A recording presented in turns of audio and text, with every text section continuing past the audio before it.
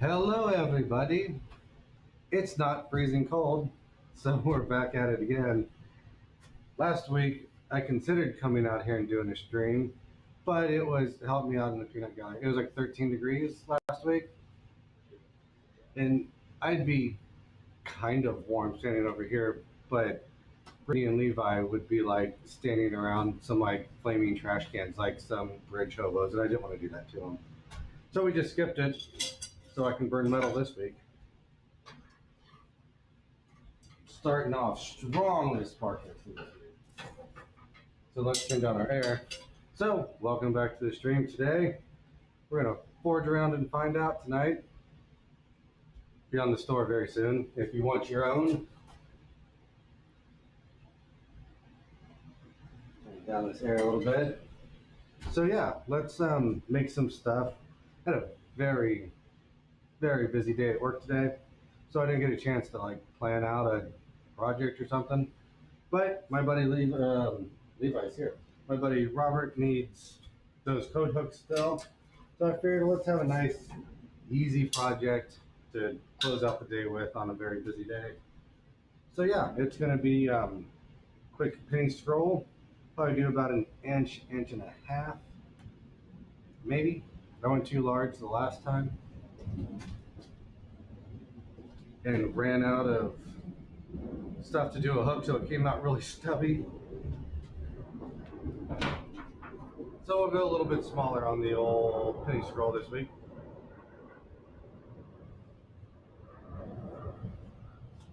Airplane trying to ruin the stream. So yeah, they just dive right in.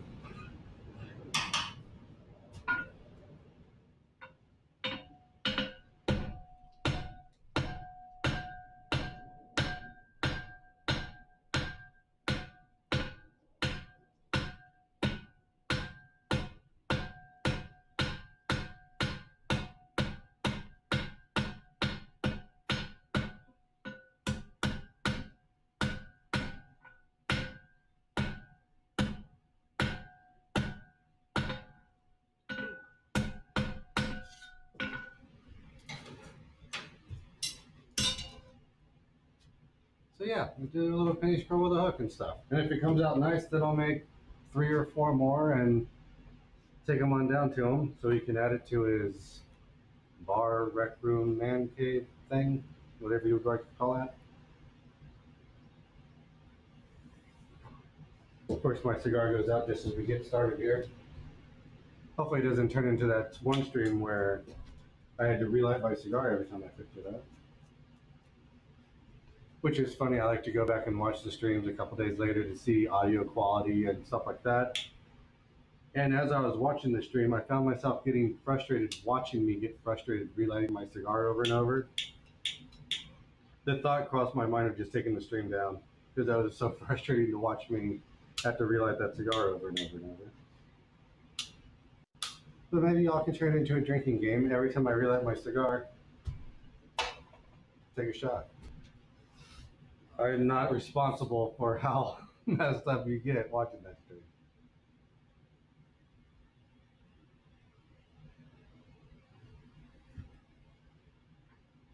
New and exciting developments here. We went and got some chickens last weekend? Yeah, last Sunday. Last Sunday, not yesterday, but last Sunday. We got ourselves some chickens.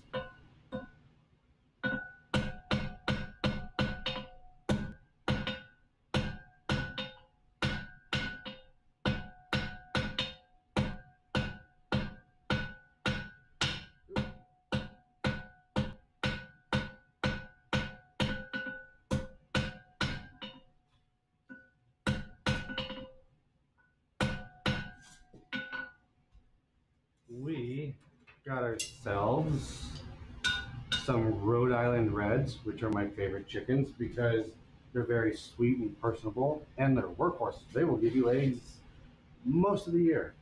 They'll slow down in like December and January when it's dark all the time and the weather sucks. But other than that, you'll get an egg from them every day. And then we also got one that I'd never heard of before. It's called a cinnamon queen, right? And it's a cross between a Rhode Island Red and a something or other. And apparently, these guys will give you eggs every day. Like I think on average, it's like 250, which isn't quite every day, but still, that's a lot of eggs.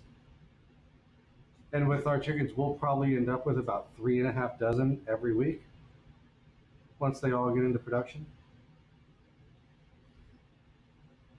Very excited. Very cute.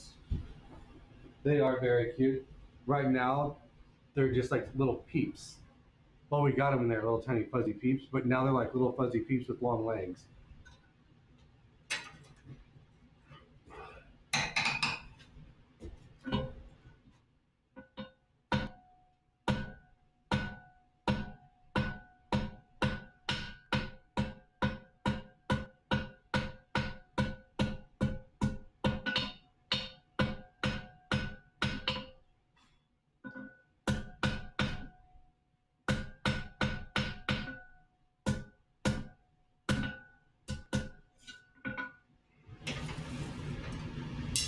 So yeah, that's gonna be super fun. So I gotta reopen my chicken coop that I built years and years ago.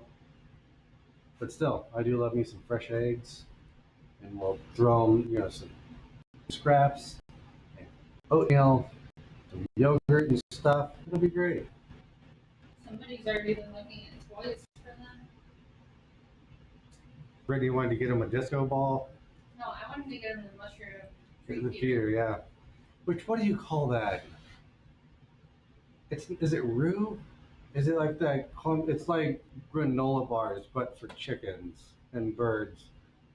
Is it roux? Is that what they call that? I don't know what I think of roux. I think it's the Like- flour and butter mixture. Yeah, Yeah. for like gravy and stuff. But I could have swore that, like, it's like bird roux. It's like I said, it's like granola bars, but for chickens. I cannot remember what the heck it was called. And the girls almost got spoiled today. I was on Amazon. Uh-oh. What were you looking at? Toys. Just toys in general? Well, I was looking for disposable cups for the littlest stink of all the stinks. And her issue. Yeah, she does got the issue.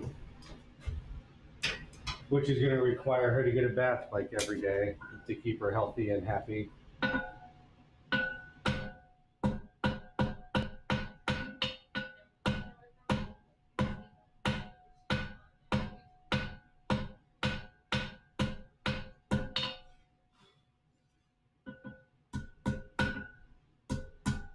So I'm going really pointy here. Heck, is the microphone down? Can they even hear me? Maybe. So yeah, I'm going really pointy here because I want to be able to give myself a lot of room for a mounting nail or screw or something. I always undercut that initial loop, so I'm trying to go really, really pointy so that I have more leeway for that first loop. So yeah, just making things pointy as usual. I'm working with round stock, so you make it square, then you taper it down, and then make it round again. Which you may be asking, Jesse, you started with round stock. Why do you have to make it square to make it round again? And Brittany will explain why, because she knows the answer to that.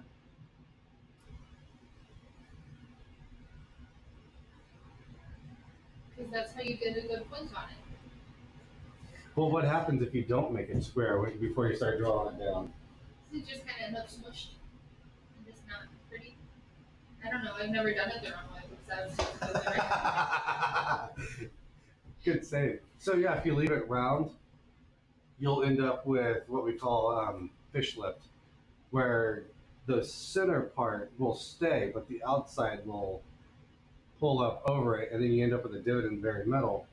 And it's super annoying. Either you have to forge it all the way out, with depending on how deep it is, that may not be worthwhile, or you have to grind it down, or you have to just go to a chop saw and chop off the end, or use like your hot cut or something. So it's best just to do it right the first time, which is something I struggle with, so you don't have to deal with that.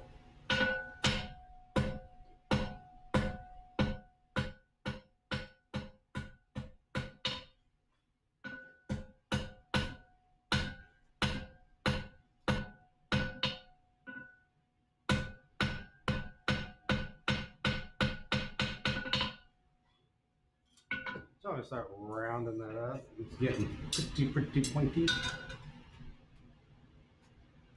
So yeah, new chickens. What else do we got going on? Anything else exciting going on?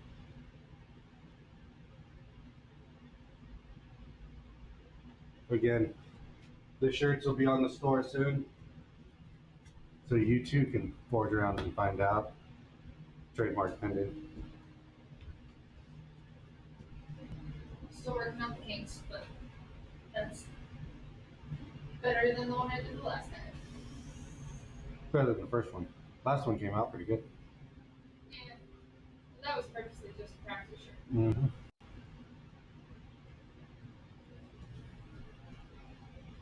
I do like these shirts too. They're nice. All right, let's start rounding this up, which is to hit all the high points, turn square into an octagon, and make it round.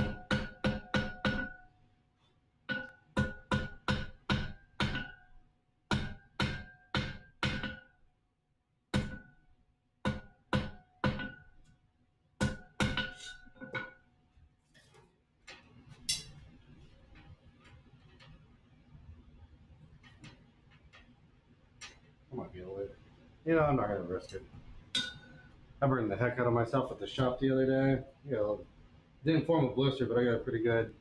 I was working with this piece that was basically 3 legs, and I was working on it. I tried to shift it. And I didn't think the other leg was getting hot because it wasn't in the fire, and I grabbed a hold of it, and I heard, boom. So that was super fun.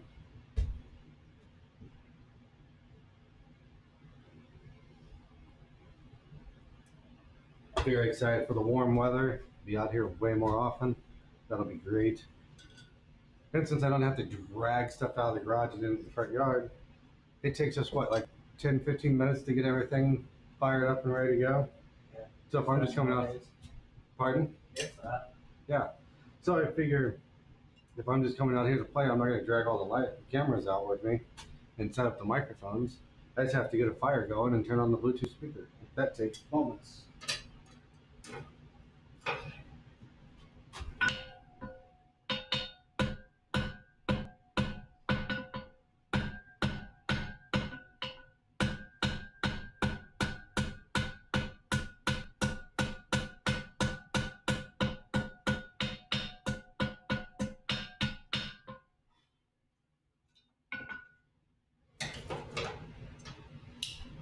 It's an even shorter breakdown time, which is next week. Yeah. Just turn off the forge, pack up the cameras. Out we go. And when the ground is, like when we're done with cold and freezing, which we're nearly into March, I would think we're probably done with freezing weather. We might get a few snaps, but probably done. I'll get to trench it to the house and run power out here so we don't have to use the extension cord. So then it's just come in and flip a switch and everything comes on. So that'll be nice. Probably around that same time we'll figure something out to do with this.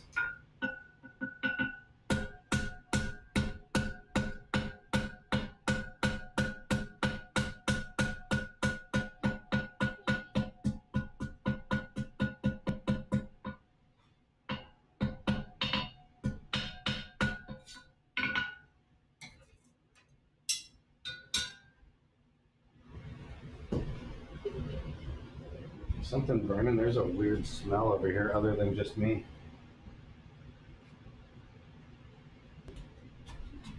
Oh, it's sweet today. Alright. Maybe I'm just hallucinating a smell? Is that a thing? That is the thing. How sad.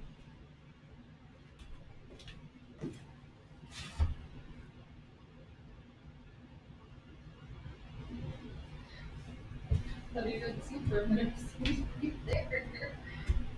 Yeah, Tom, I also noticed the doggo over there hanging out in the corner of our yards. Yeah, I started laughing because Hershey ran the streets and like straight past the door. Because the gentleman that lives right there puts food scraps in the corner of the property for Hershey to go over and enjoy.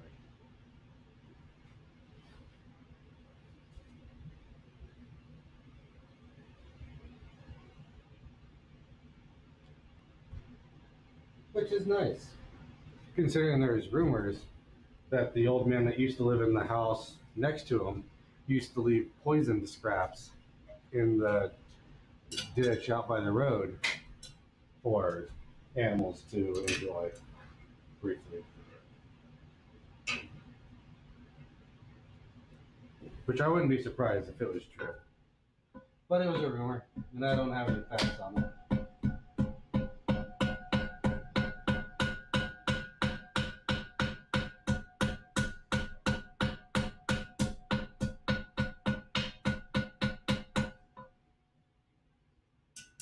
I think we'll do one more heat to clean up some of those lines in there. And then we'll start wrapping it up. Which is to say, wrapping it into it, not wrapping it up.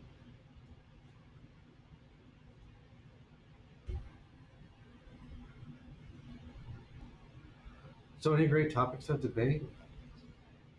Not really.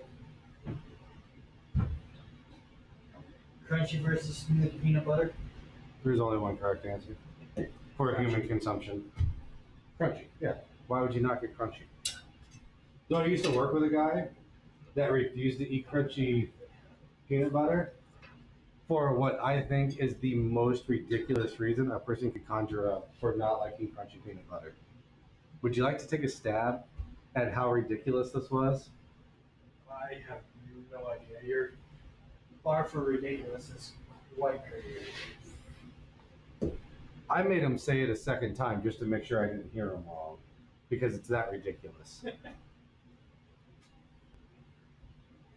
Because it made his teeth squeak.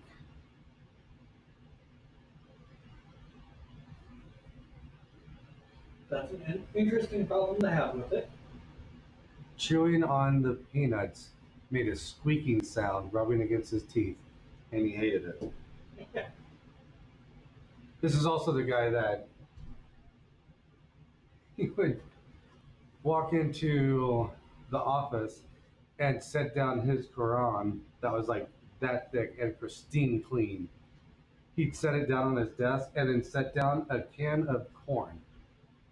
And then at lunchtime, he would open that can of corn, put it in a bowl, and then stick it in the microwave for 2 minutes, and then pull it out, and that would be his lunch.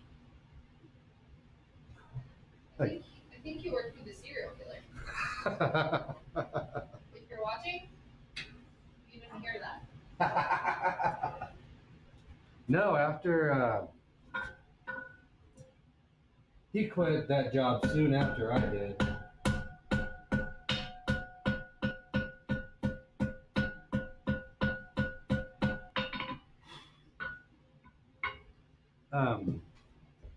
Place was starting to fall apart, and so I jumped off that sinking ship really as quickly as I could.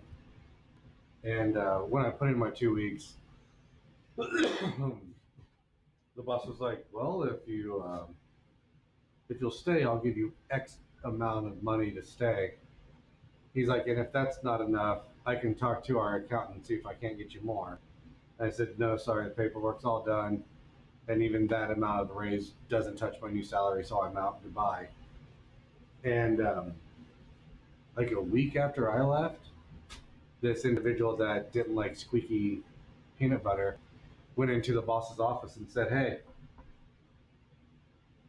I want some more money because I'm the only guy doing actual technical work around here now. So you're going to come up off some more money for me." And the boss told him no. And so he said, "Okay, goodbye." And he walked out into the common area where a receptionist sat and said goodbye to her. And he walked out the door and never spoke to any of us ever again. That's impressive. Yeah, he was done. Just walked away. Is this the guy who spent all his money on his car too? Yep, sure is.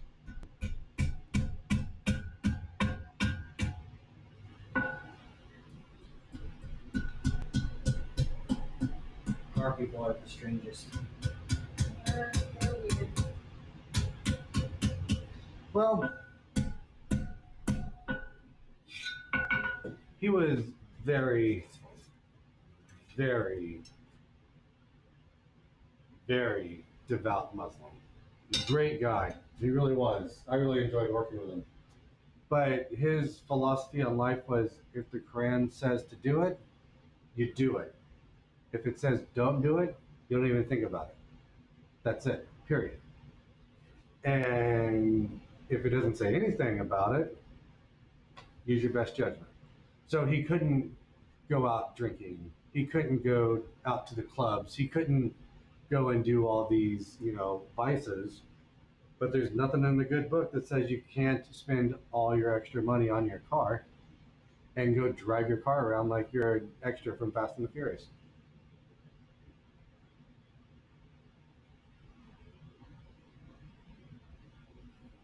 So, well, it does say to follow the laws and stuff. So he would only speed a little bit, but the thing was, you're sitting at a red light with him, you just learned to lean back in your seat because the moment it turned green, he would race his car up to the speed limit as quickly as he can and then just go into neutral and coast for a minute. And then, like, getting on the interstate, it was like strapping yourself to a rocket. It's like, hang on, here we go.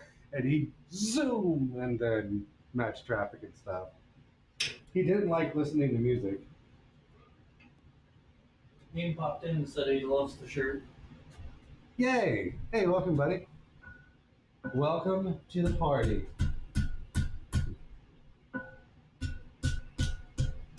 So, and it's weird, it must be a cultural thing maybe, I don't know. But I've known two Muslims that have no interest in music.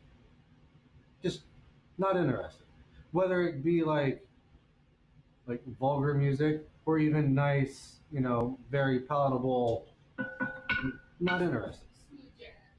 Yeah, just nothing like that.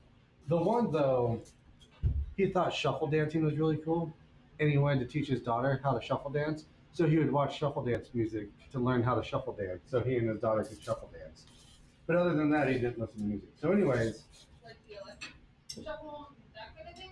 like you see videos on the internet of, I'm not going to emulate it. Think about That'd be hilarious. LMFAO, Every Day I'm Hustling. What was that song? And the whole music video is like, they're zombies, but it's put on by the music. What is the name of that song? Anyways, that kind of shuffle dance. Yeah, that kind of shuffle music. So anyways, the guy with the car, where was I going with this? Oh, he never turned on the radio in his car. He really enjoyed listening to his engine rev while he was driving like a pseudo madman. So he went to REI and bought like deep winter camping gear, the big gloves and the like Mad Bomber hat and like all the technical clothing and stuff. So he could drive around in the wintertime with his windows down so he could listen to his engine rev while he was driving around like a madman. And like he bought his Mad Bomber hat. That's what they're called. That's what I've always known them as. You know the ones that are usually like a flannel and it's got the big ear flaps and it's got the big fuzzy muff on the forehead. The bomber pilots used to wear. Yeah, it's like a Mad Bomber hat. That's what I've always known it as. And he's like, hey, check this out. I'm like, oh, I love the Mad Bomber hat. And he thought I was making a Muslim joke because I was like, no. Like, that's just what they're called. He did not like that. But, what are you going to do? But yeah, he was a cool dude. He was an Olympic athlete. Didn't get his first real job until he was in his 40s. Like, he tried like heck to be a network engineer. And he would turn off his life.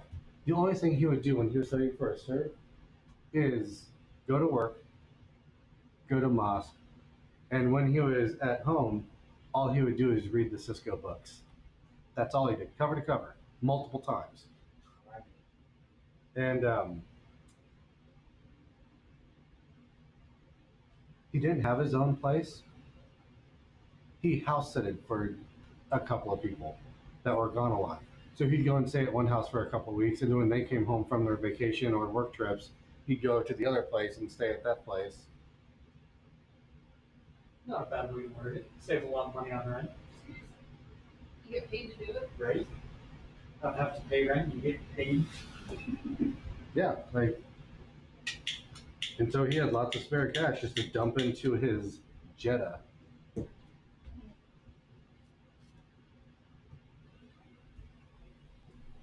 Yeah, he was a cool dude, but nonetheless, he tried like heck to be a networking engineer, and then he just fell off the planet for a long time. He used to do a YouTube channel where he would share his philosophies and stuff.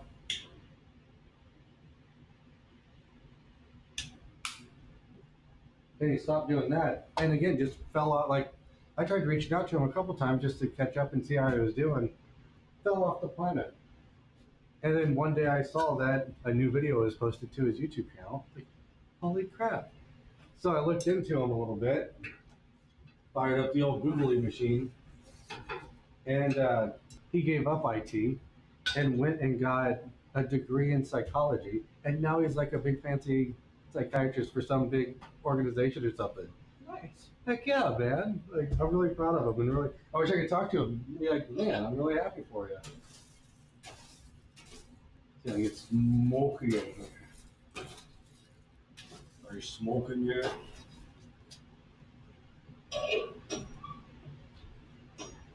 But yeah, squeaky peanut butter.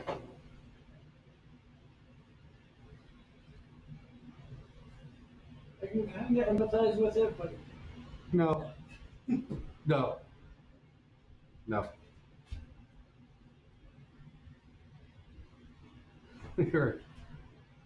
I was starting to feel a little bit hungry and ready to get some lunch myself, and I heard him stirring behind me. And I turned around and he was pulling his can opener out of his backpack. I was like, you know, you're allowed to eat real food, right? Like, you don't have to eat that. He's like, I don't mind it. I'm like, what do you say we go get a hot meal? Like, if you're trying to save money, it's on me. But jump in the Jeep. Let's go get lunch. Oh, okay. So we go and grab food somewhere.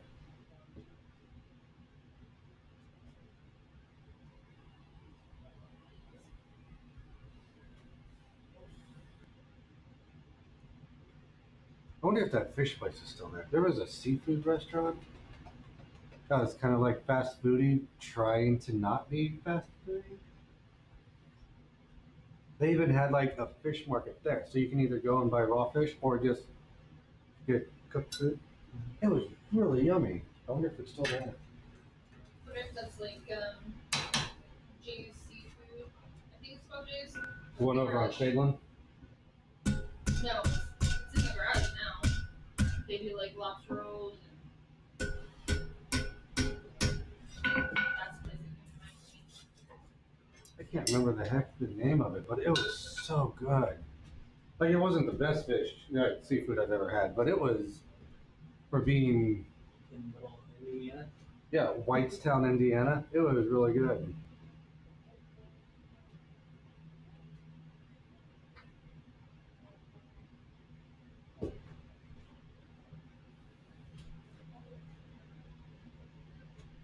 We used to go to that weird little greasy spoon restaurant. I think I took you there one time. It was like attached to the motorcycle mechanic shop. Yep.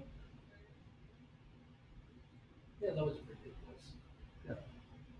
For a greasy spoon, that was really yummy. It was exactly what it was supposed to be. Exactly. It's one of the things I love about greasy spoons is you get what you expect kind of thing. Unless it's a bad greasy spoon, which we've all had bad greasy spoon, and that's almost feels like punishment for transgressions from a past life. But I do love a greasy spoon. Went to this little tiny greasy spoon. If you gave me a map to it, I don't think I could find it again. Deep, deep, deep South Kentucky, or still in Tennessee, somewhere down there. We stumbled across it by accident one time. And I don't like tomatoes. They're gross. Not interested. And the people I was with, they ordered a big plate of fried green tomatoes and would not shut up about how delicious they were. And I held true for a while, but they kept, try it, try it, try it. And I took a big old bite out of one of those. I was like, holy crap, this is delicious. I ate like 2 or 3 of them. They're big, chunky, like. So I learned something that day. If you try it, you can make anything good. Right? It was just really yummy. I feel like I tried it at that place and they are good, and I can't expect anywhere else to be good, so I'll just never eat fried green tomatoes again. I might watch the movie again, but I probably won't eat them again. I forgot about that movie. Come on, it's got Chris O'Donnell in it when he was a nobody. Who? That was the joke. He's still a nobody. He was in Fried Green Tomatoes. He dies. Spoiler alert. He like pushes a girl off a train track or something, and gets his foot stuck in the track, and then he was Robin in some really terrible Batman movies, and he hasn't done anything since. Got enough money to make himself happy and then just peace. I think after More power to you. I think after the Batman movies, he was on one of those like terrible like NCIS like crime shows. I think he had a few episodes on one of those, but then he just fell into obscurity and became a nobody. But you know what? I would be a lead role in a terrible anything movie if it would set me up for life, and then I wouldn't have to work anymore. I'm hearing about Chow Wow music. I'm not good looking enough for that. They don't have to show your face. Coming soon, Not to a theater near you. Brimstone OF. And this officially became a not family channel. Not where you formed around in nothing but a leather apron. Yes. Your close-up camera's not on the anvil, it's on your feet. Yes. We'll sell. Bust out that one pair of jeans that he wore last summer. What pair of jeans did I wear last summer? Oh, you wore like a different pair of pants. Oh yeah, those that don't get to go on the stream anymore. Yep.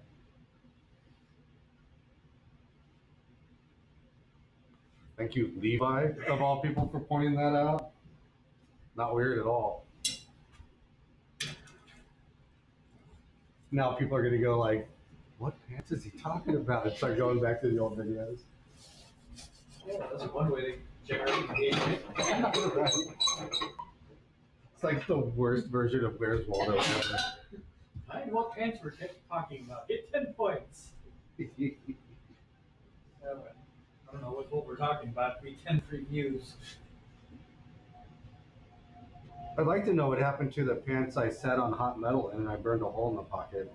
Those are really comfortable. I like forging in those. These pants are like falling apart, but I figured that's going to be part of the fun. Is as I get more holes, I'll just start adding more patches, and it'll look like those old hippie pants that they used to patch their clothes up with all different colors and stuff. Yeah.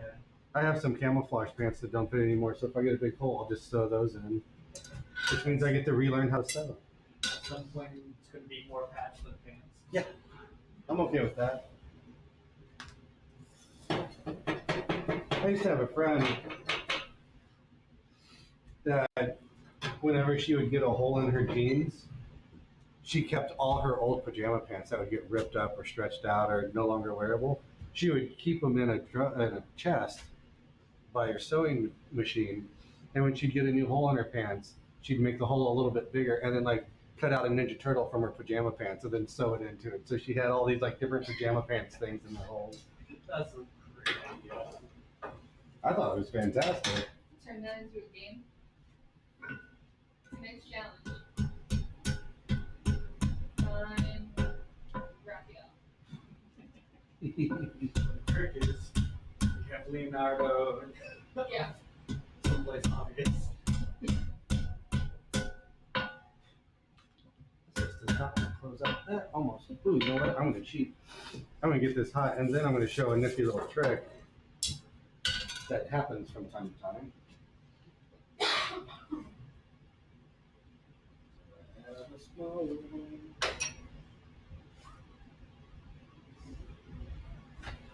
We'll use this one. This one should work.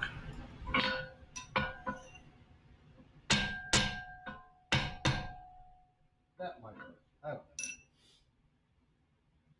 Oh, actually, you know what? I'll use my cigar tool for that. That'll work even better. See, So- multiple uses. Yeah, it's got everything. So what has happened here? Can you give me camera 2 and help me get this in the shot? Yep. So if you look there, can you see it? It's got Yeah. 2 holes in the center. You can only really see one. Ready to get closer? Yeah. So it's got like 2 holes. 2 holes in the center. That's better. So that can be a pain to try and squish that down in there. So what I'm going to do is I'm going to run my tool down the correct hole, and that'll push that leg out to the other side and bring it all together. Da da da da. So all my punches I have are too big, so I'm going to use my, I don't know what camera on, my cigar tool, because it's a very tiny piece and it's going to be hot. So just slide that down in there and that should do the trick quite easy. Super handy trick. So put the tool down in there, put the tool aside. I'm going to support it on the edge of the Hardy, and then give it a few tappy tappies. A little tap tap tapperoo.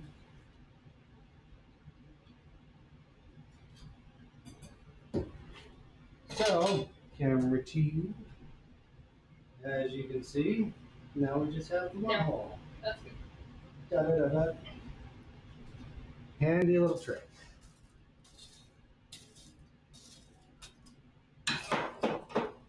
Get it. There we go.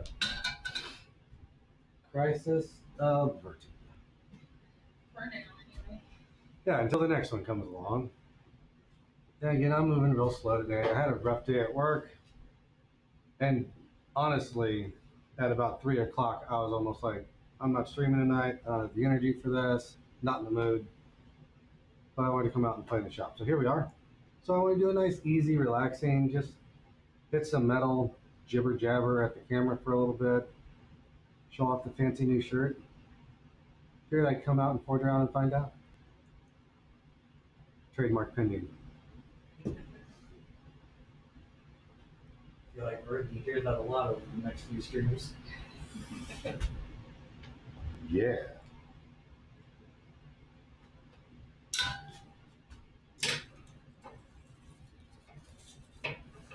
Heck, we'll even go this far that when it does get posted to the store, the following stream, I will mention the coupon code during the live stream, and it'll be good for 5 or 10.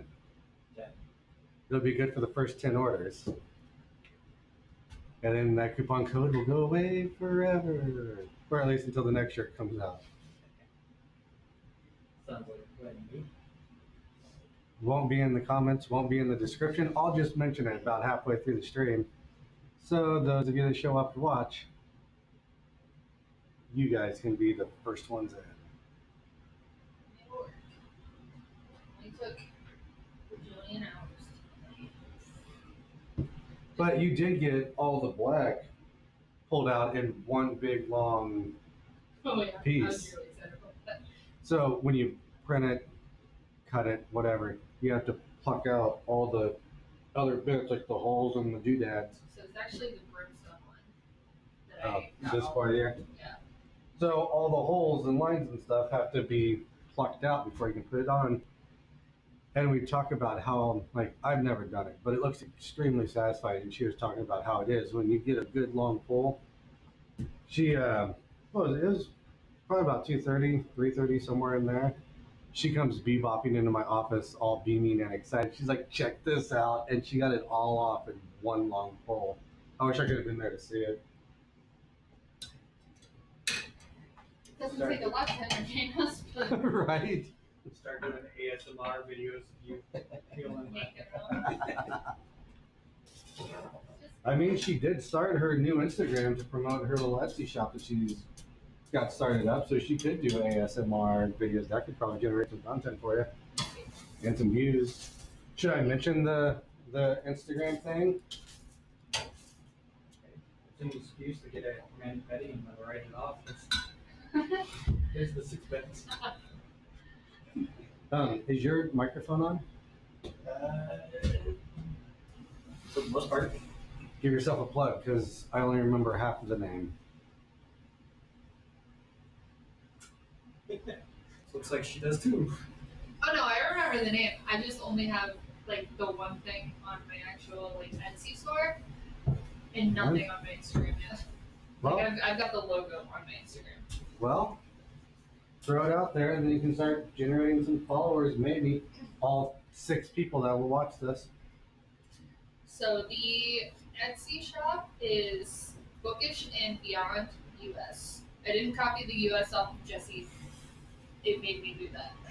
So, but it's Bookish and Beyond. Bookish and beyond. Yeah. So I've got like bookmarks right now in the Etsy store, but that's it because I'm still working on the whole Cricut thing and whatnot. But more to Glassware to soon come. Glasses to come. I'd be using the glass you made for me, but I don't want to bring glass out here because I would break it. Things are coming. I was working out some kinks. And by we, I mean me. I'm working out kinks. Jesse is just being very supportive. You gotta reference all the personalities, right? Exactly.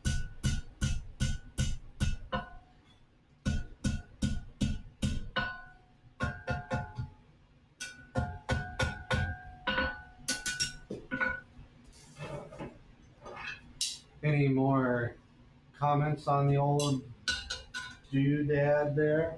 Not yet. We had a couple people watching. Now we don't.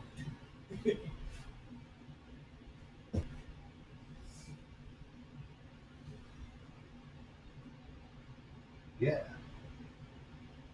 How's the temperature in here? Not bad. A little bit of a breeze has kicked up, so my arms are a little chilly, but otherwise it feels quite pleasant in here. Yeah.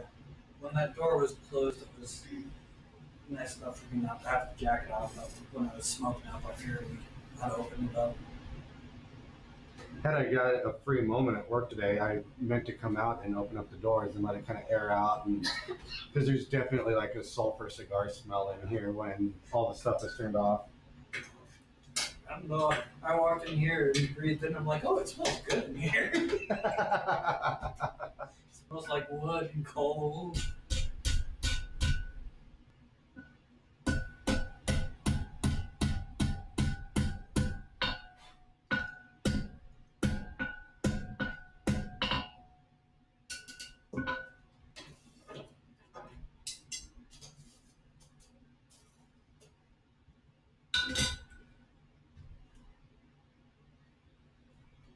Yeah, there's the weather getting nice. There'll be more and more content. Gonna do a lot more short videos and stuff.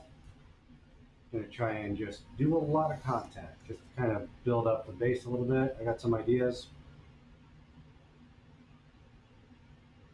I have one idea that I came up with the other night that it's gonna be tricky. And I don't know if I'm gonna be able to pull it off, so I'm not gonna say what it is, because then if it comes out bad and nobody knows, I don't have to post it. Yeah. But if I'm like, I'm going to do this really cool thing, and then if it doesn't happen, then I look like a putz. So, but I've already started doing a little bit of research on how to shoot it just right. I'm still not 100% convinced that I can pull it off, but I might be able to. It'll be fun to see. The camera effect I've wanted to try and replicate for a very long time. Very long time.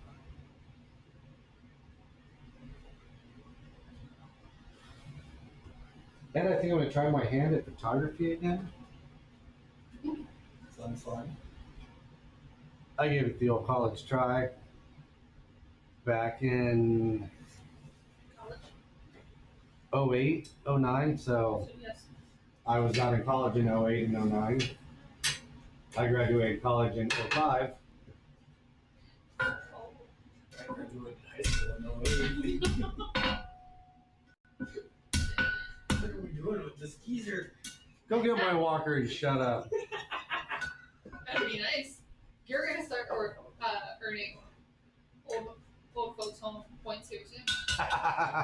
Rude. So, anyways, I tried the whole photography thing. I had a couple of paid gigs. I got a, I don't want to say berated because that's a very strong word.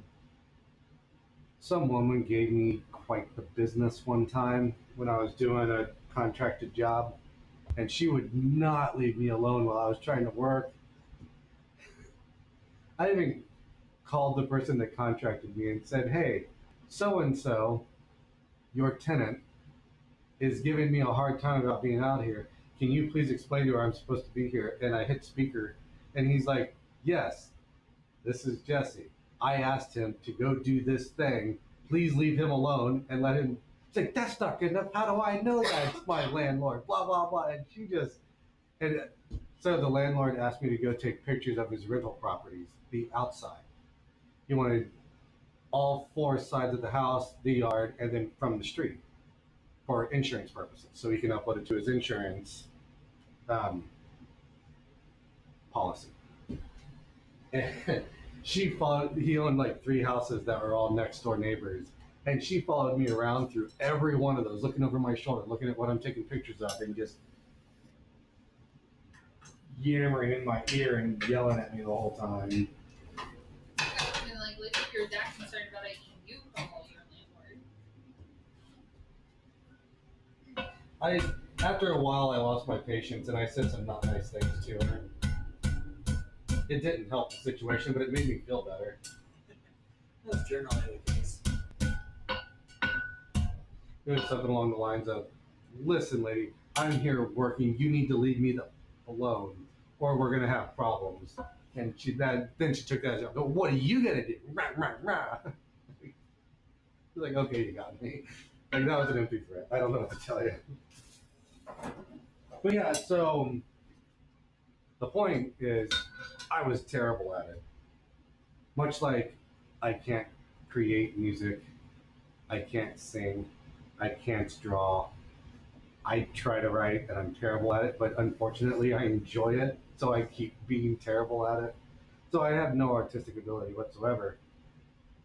So maybe being older and just a smidgen more patient, maybe I'll figure it out this time. You may have developed an eye for perspective. Not likely, but I'm gonna try. But yeah, my sister found an old Rebel X film camera at a yard sale for like $10 one time.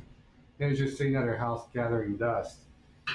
I'm like, what are you doing with that camera? She's like, "I don't know." I'm like, "You should give it to me."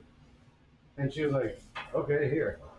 And I took it home. I was like, "Yeah, I'll get film and batteries," and then I never did. So I just sat here gathering dust. What's real hard nowadays is finding places that actually develop film. Well, funny you should say that. I developed film near me, yada, yada, yada, and came across some place. And I'm like, "Hey, I found a place that's like a legit camera shop. They develop film and do all these other things. It's called such and such." And she's like, "Oh yeah, I know that place. I used to live right down the street from there." I walk by it every day, of course. So yeah, I bought some film. I'm gonna shoot some pictures. Then I'll go get them developed, and it'll be fun and exciting, like back in the day when you would shoot a whole roll of film, and then, like, I don't know if any of it looks good. It may all be garbage, so it'll be like, hooray! Let's see if anything comes out. Yeah, when I was in high school, I had an old Pentax K1000, a couple different lenses for it, and I used to do a lot of stuff. But then all the places that developed film near me, they started not doing that anymore. Like, when I started doing a bunch of photography stuff, I could go over to Walgreens or Walmart, and have photos developed, and then it became this niche thing that one place that was 45 minutes from where I lived at the time would develop it, and I didn't have a car to get over there, so it was a lot longer than 45 minutes. And I'm like, well, fuck it. Yeah, what are you gonna do? Yeah. I remember my mom bought. So when I tried to get into it back in the early aughts, I bought a Rebel XTI 12 megapixel digital SLR camera. And it's a very nice camera. It does very well. It's more than I deserved. You know what I mean? It's a very nice camera. And then my mom decided she wanted to get into photography because my mom has the artistic bug, and she bought like 2 versions nicer than mine because she had a bigger budget. And about a week later, she emailed me this photo that the composition, the color, it's black and white, but like the lighting, everything, it's just such a beautiful photo. And I responded back to her, I'm like, dang, that new camera's really working out for you. Really nice job. And she goes, oh, that I shot that with my cell phone while I was taking the dog for a walk. And this is back when we didn't have smartphones. And we had at best, what, a 3 megapixel on our old clamshell feature phones. And it's like, with your cell phone, you shot a better photo than I have ever shot, and I have shot hundreds of photos and done paid gigs and stuff. And that is pretty much when I stopped carrying my camera around everywhere.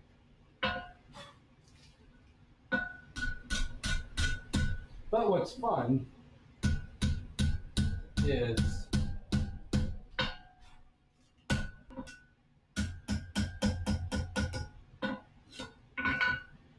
her aunt used to write short stories.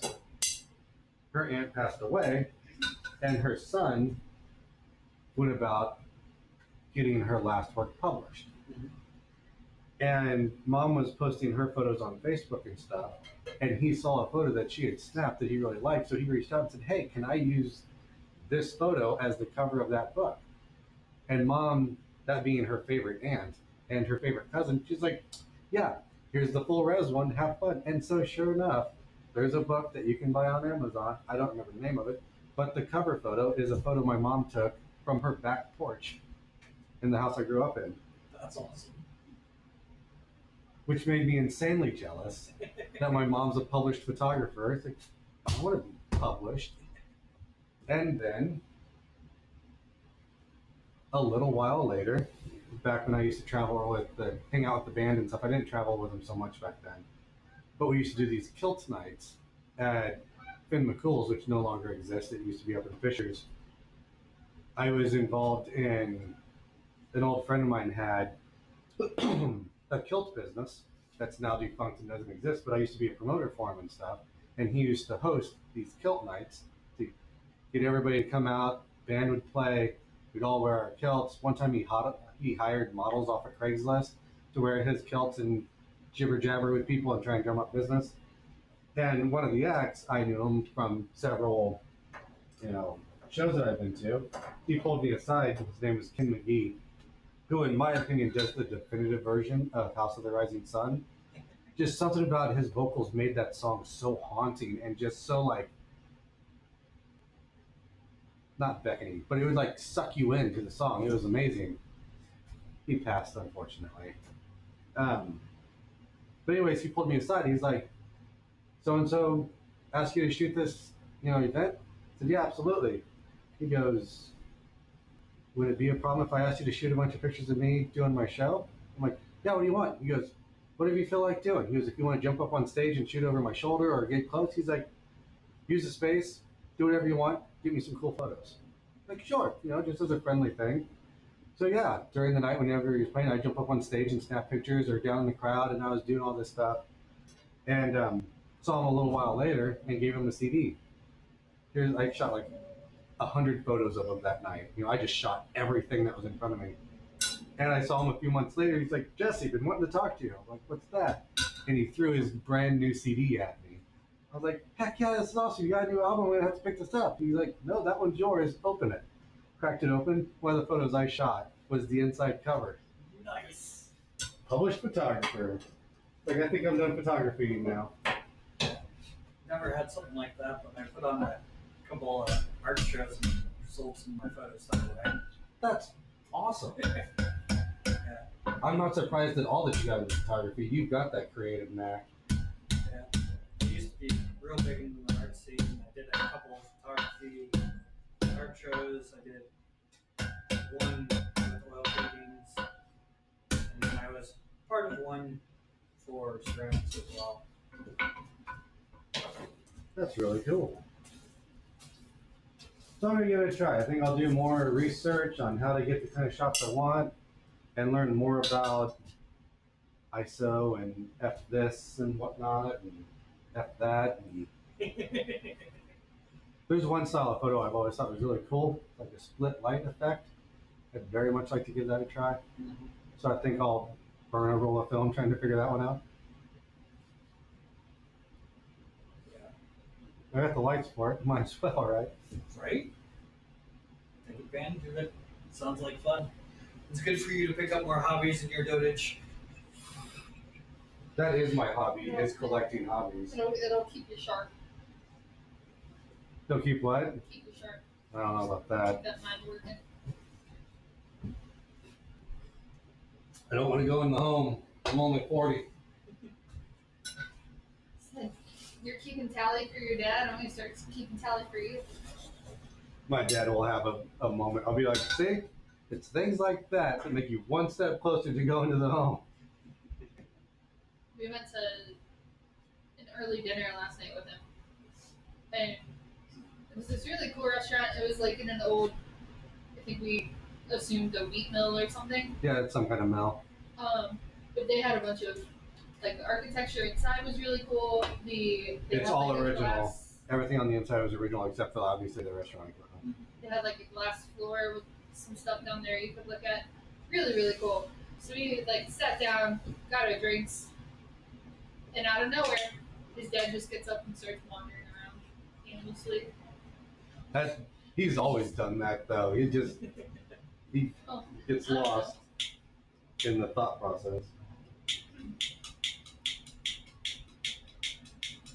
Forgot to fill it up before you brought it out. I just filled this like 3 days ago or something like that, or a week ago.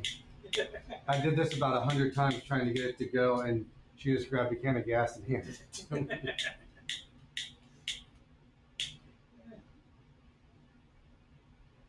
I do love this lighter though. My other lighter's in the Jeep, and I didn't want to go out to the Jeep to get it, so I just grabbed this one from the lounge. Don't you have a lighter hanging off the forge? I don't know what happened to it. It fell off during the move, and I don't remember where I put it. It sounds like you need to make another one real quick. I'll put that as the handle on my cigar poker. Yeah. Points to Levi. Now, can you have two things in the fire at once and not burn them?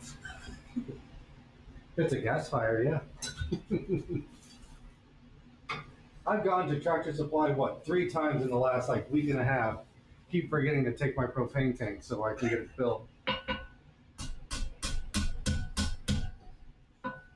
Hey, why would you fill it up? You never used the thing. if you did fill it up and start using it, you'd have to find a home for all of the things that are in it. Hanging off of it. Yeah, given that, I gotta fix that. But I've considered keeping gas on hand, so in the summertime when it's really hot and I don't want to be in here on top of the fire, I can just Stick it step out. outside. And I'm doing that thing with hosting the firefighters for a project. I might see if someone might let me borrow a handle so some can work in here and then put some outside. I almost put this over here, what am I gonna do with it? Well, we were talking about wanting to buy another anvil anyway, so just use that as your excuse to buy another anvil. That's not a bad idea too.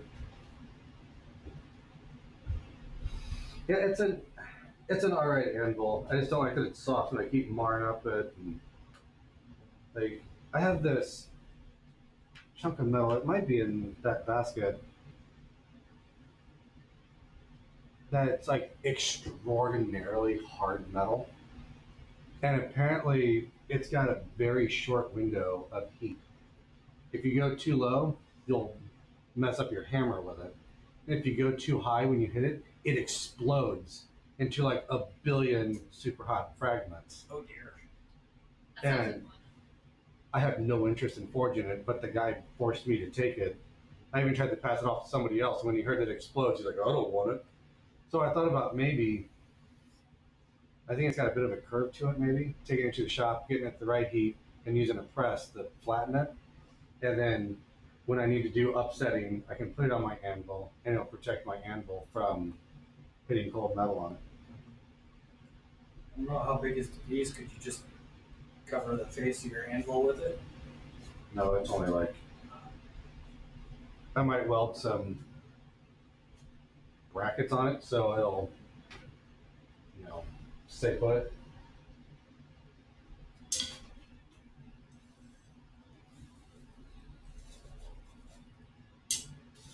Yeah. I don't know if I do brackets. I just do a stem that fit into your hardy.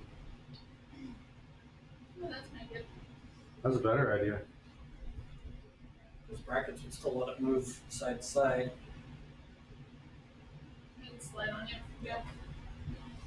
It's not a bad idea. But also, eventually, there'll be a new anvil here. I don't want to have to worry about it, you know what I mean? And having a pritcher hole would be nice, which I know I could put a pritcher hole on this, but what's the point at this point? I'd say keep that one the way it is. Buy yourself the anvil that you really want placed there. And then you have the gas forge and that anvil that are mobile. Yeah, but I don't want noobs using this one. Take it over. I'll have them weld up the surface of that and then harden it. Yeah, that might be a summer project. I might pull it off here and take it up and have them just weld the whole top. Maybe put some AR 500 plate and weld that in there.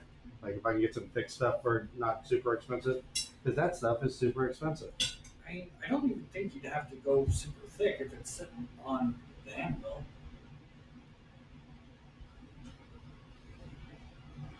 I'd want like a 1/4 inch. I don't want it to be too thin, you know what I mean?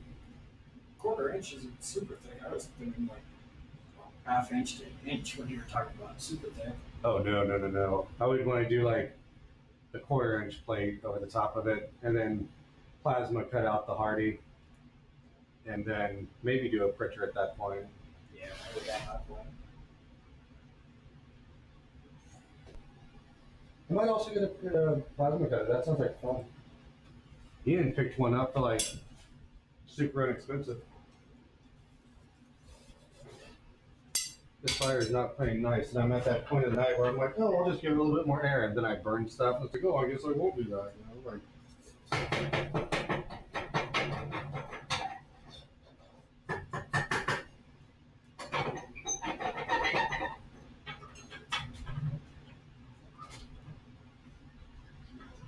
Yeah. Plasma cutters themselves are cheap, but in the gas form and the bottles for the gas is the expensive part.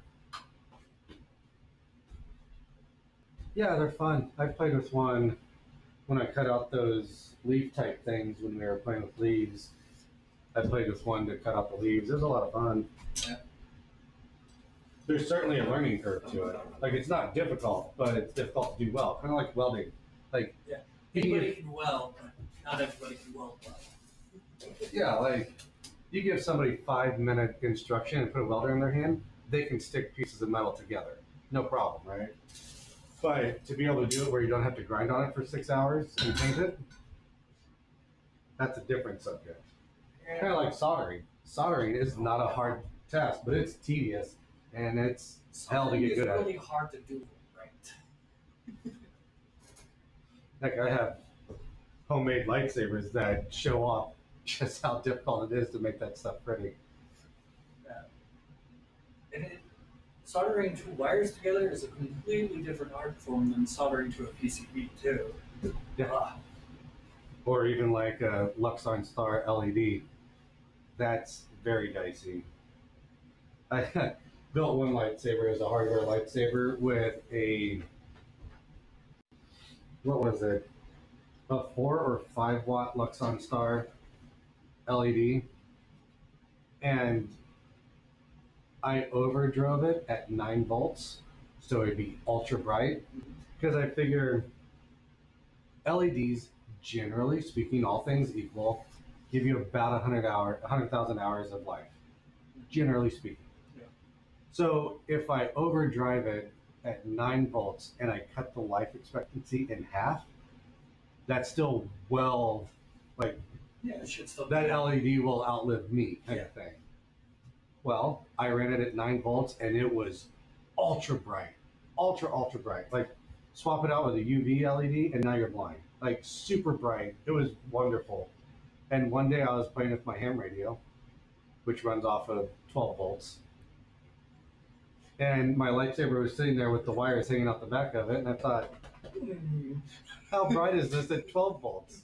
So I turned off my power supply, plugged it in, turned it on, and it was in beautiful, brilliant, bright green for about long enough to say, oh, that's green. And it was dead. Like, it even made that wonderful snap sound when you blow an LED.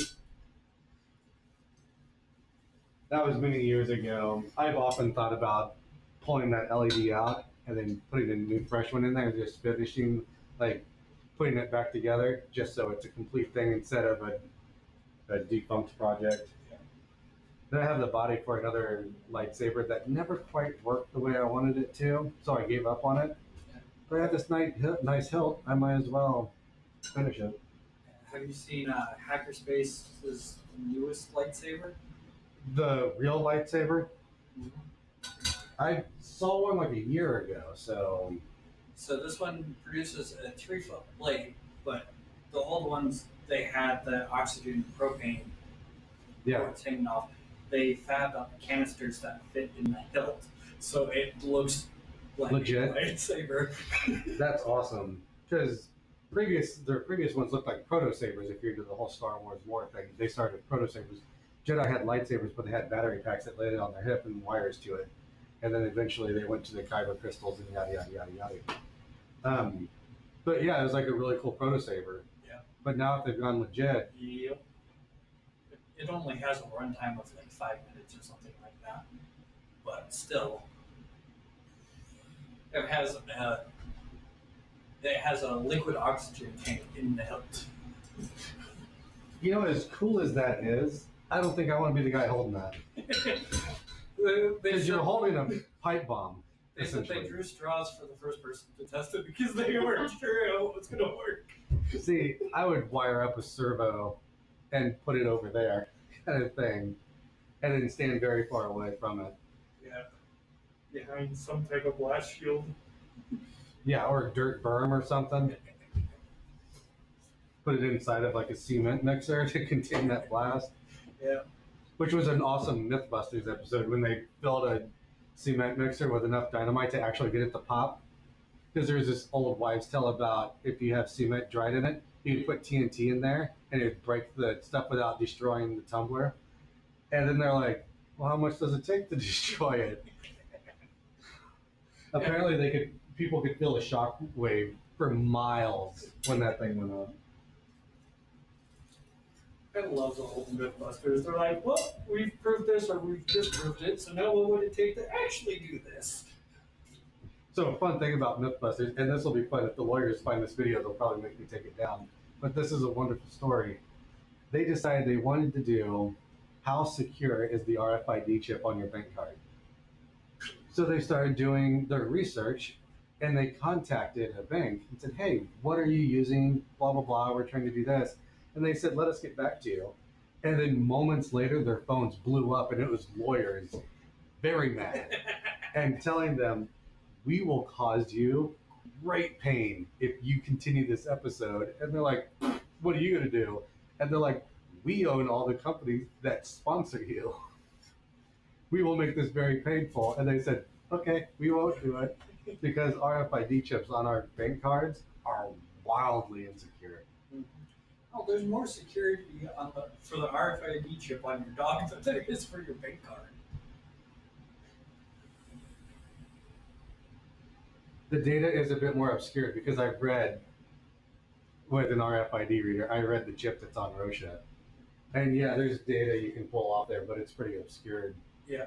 But and the thing about it is you can't change the data on the chip either. I can. It's right once. Or at least that's what the vet was telling me. No, I think you can rewrite it because what if you move? You're not going to put your dog through getting injected again for a chip, so you can rewrite it. I considered rewriting it, but then what's the point of having it? But seriously, give me a weekend and a couple $100, I could build a device that I could walk through a crowd and pop everybody's bank card if I wanted to. I think all you need is a flipper zero. Yeah, but the range isn't great. I'm saying I could build one that I could hit somebody from, 10, Across the 30 line. yards away. No, we need a lawyer. Say what? I said, no, we need a lawyer. But we have medium. Yeah. Maybe both of you. I used to. I have nothing they need to take. I have nothing that's worth taking. I used to do a little war driving, in the sense of I used to go and map out all the Wi-Fi networks around, and me and my buddies kind of had this thing where we would hack each other's networks, because then it's legal. I had permission to do it. Such and such. And when I was reading up on war driving, it naturally led to reading about popping RFID cards, and I read that stuff. I'm like, I gotta stop reading this because this scares me. And then I went out and bought an RFID blocking wallet because I had scared myself so much. Yep. We were talking about silly Wi-Fi names we came across whilst out war driving and stuff. And I can't say the name of my network back then because there's swears, and there's a reference to an episode of Tourette's Guy on YouTube. And we were talking to a buddy of mine. He's like, yeah, the other night I popped such and such Wi-Fi network because I thought it was funny and I could reach it from my apartment. He lived a few buildings away. I'm like, that's my network. He goes, I have your key if you want it. I'm like, I made the key. I know it already. So then that night I popped his and connected to his network and then emailed him his key while connected to his network with screenshots. He's like, do you really want to start this with me? I was like, no, we're done now. Yeah, I was just ending it. I was just letting you know I was here. Yep. That was like an eye for an eye. You got mine, I got yours now.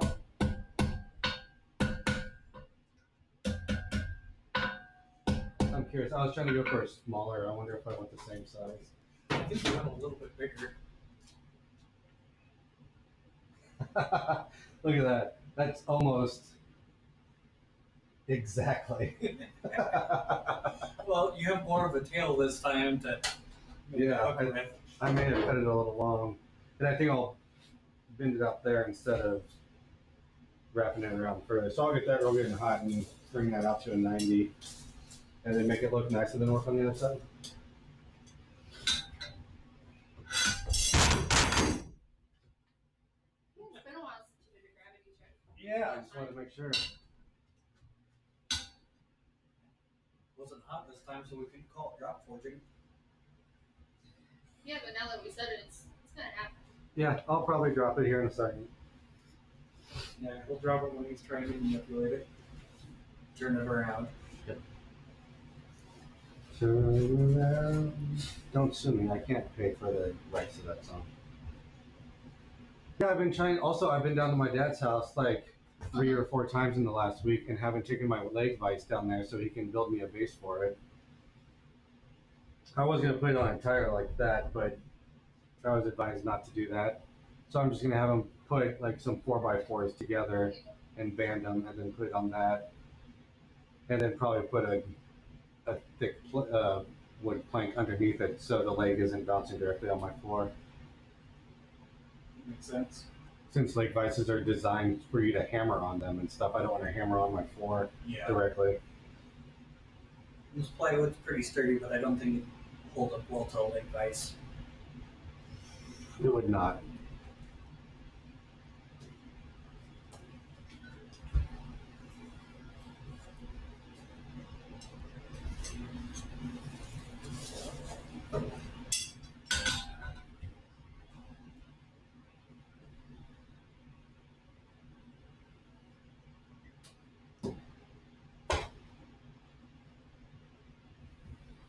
Man, I really dragged this out. It's almost 8 o'clock.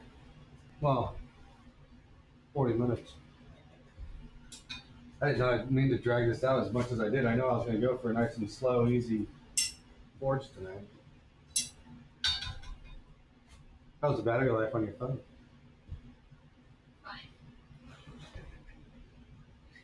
Somebody forgot to remind me to charge my phone to 100. You just need to have a battery station over there for you. I mean, it'll be fine. I think you could, like, your USB port works. You could plug into it and be just fine. Yeah, that's long enough. What's your battery life? It's only at 44% right now. It's fine. It'll be fine. I smell What month is buttered popcorn. So do I. It's like, it doesn't smell like microwave popcorn. It smells like movie theater.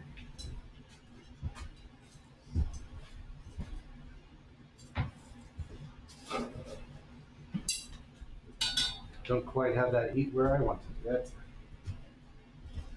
Yeah, I smell it too. Oh, you know what? I dumped the ashtray, and the inside of these barrels are painted. I wonder if some of those hot coals are resting on the paint. Could be. I don't think it would smell like that, but definitely could be.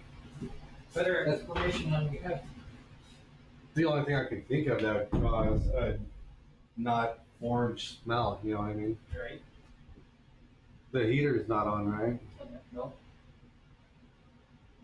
Did these used to hold something that was similar to butter? What are these? Oh, that bag? No, that's just No. wet paper towel. Try it. Oh, I don't know. What was that on? Yeah. I got those at the Tipton. What's the name of that blacksmithing group I'm a part of?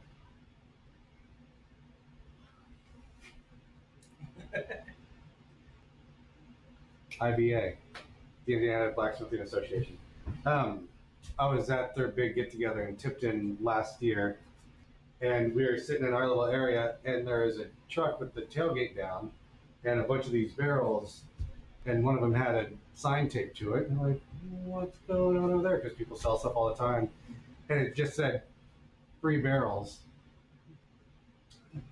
There was 4 of them, so I grabbed one, and the other 2 guys each grabbed one. There's one left, and I didn't want to just walk away from, like, metal barrels are awesome. Yeah.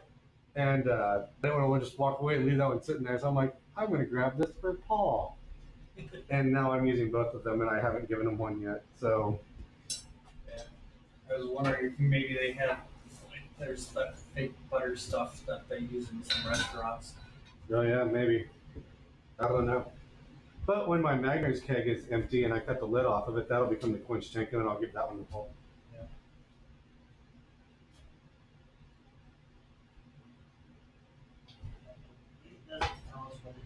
We should give that keg a shake and see if we put a dent in it yet. I thought about it. Got, what, maybe a dozen or 2 pints out of it so far? Maybe. Maybe more, maybe less.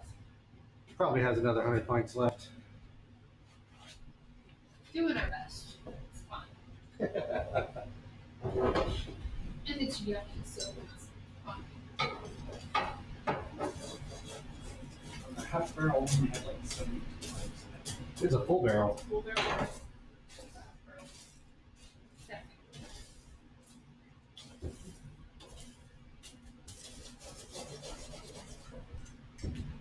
That's the biggest size that you generally see at a distributor, but it's still half barrel. Because I thought a 6-barrel, I had like 18 to 20. I think a 6 has more than that in it. Well, a pint is bigger than your normal cans. Cans are usually 12 ounces, pints are 16. Well, I mean, also it depends on how expensive it was for the 6-barrel and what the ABV is on it. So, I mean, if it's got a high ABV, then we put it in a smaller glass. Oh, there you go. But we're not a restaurant, and we can overserve each other as much as we want. We have apple juice. I don't think this one's getting monetized. There's been some swears in this one. I haven't said a swear once today. I don't want to say who, but somebody said the fuck word earlier. Yeah, you just now.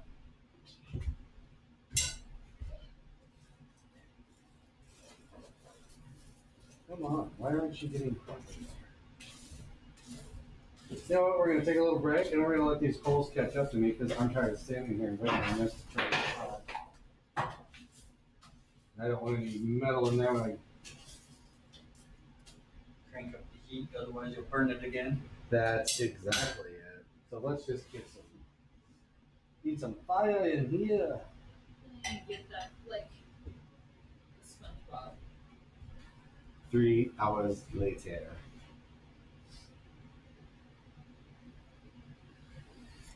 Done pretty good about keeping the smoke out.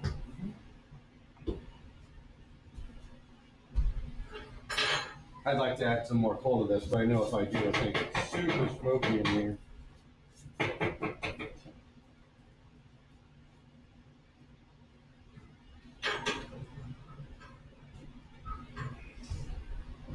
You should also take your saw home so you can charge it.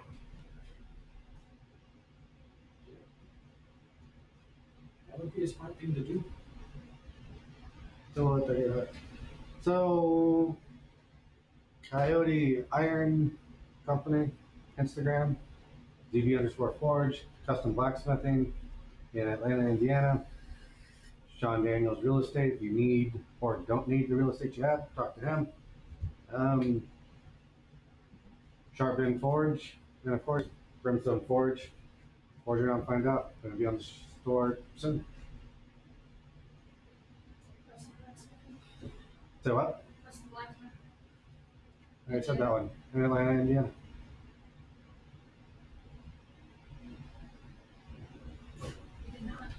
I did right before Sean Daniels. Also, Thursday nights, come hang out with us. Come find me at the shop. I'll show you how to make some stuff. That will not be PG-13 though. And you will have to survive the cigar smell. We were forging the other night, me and one dude, both smoking cigars, standing next to a coal fire, and then we had another dude working with us. And he had to walk away because he said standing in the corner with us both smoking cigars at the same time was a bit much for him. A, he's a firefighter, and B, he's standing next to a coal forge. Like, really, dude? Really? This is where you're drawing the line? But you know, to each his own. He didn't volunteer to smoke my cigar, so I'm not going to make him. Sean Daniels, I like that shirt. Hey, Sean Daniels showed. It must be like Beetlejuice. I said his name like 3 times and he showed up. Hey, Sean, welcome to the stream. Glad you're here. When the weather gets nice, you'll have to come hang out too. Then we can both generate content at the same time. I love his stuff. He's posting stuff all the time. I love it. He's like dancing through the houses he sells. I'm trying to get him to do a shuffle video. Or he'll talk about philosophy and stuff. I'm sure it's very confusing if you go back and look at all the comments that I put on YouTube. It looks like I'm the biggest real estate like fan ever because I comment on all of his videos I see. But nonetheless, Sean, I'm glad you're here. Thank you for showing up. He says he needs to come smoke a cigar and check out the shop. Got plenty of them, dude. Come join me. Always welcome. Heck, maybe we'll do a guys' night. Like, everybody can come hang out. We'll have a pint or 6 and forge around and find out on the store city. All right, let's do some metal in the fire things. So he's like, ooh, I could weld with this fire. Yeah. But I've also been really chatty. So don't let me get too chatty and burn the heck out of it. I was thinking about that the other day. Like, it takes so long for things to warm up. It's like, I could probably knock out a lot of stuff during this forge if I'd shut up for a minute. But it's my show and I can talk as much as I want. Plus, I enjoy the back and forth camaraderie from the comments and news guys.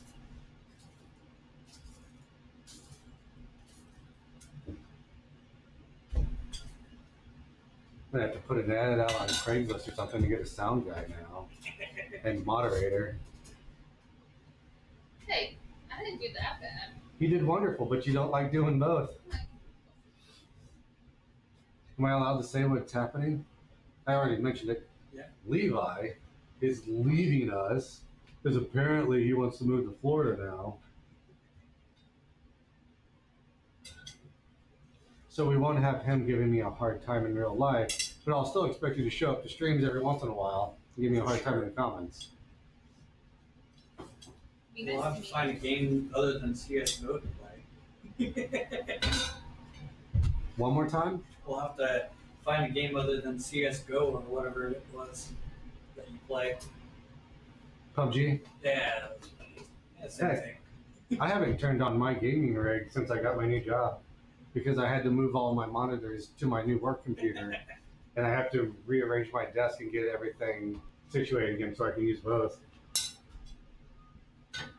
True story, a couple weeks ago, I was actually looking at monitor arms on Amazon and I thought about doing a 4 monitor setup and then a keyboard mouse switcher so I can have them both going at the same time. Looks like you got something for me. He asked what we're making tonight, and he also asked if I needed to sell my house. If I needed to sell my house, I'd let you know, but I rent an apartment. Sean, we are making, can we go to camera 2? We are making garment hooks with a nice penny scroll. This is a terrible one, so I'm not going to give it to my buddy who asked me to make them. So we're doing a nicer one.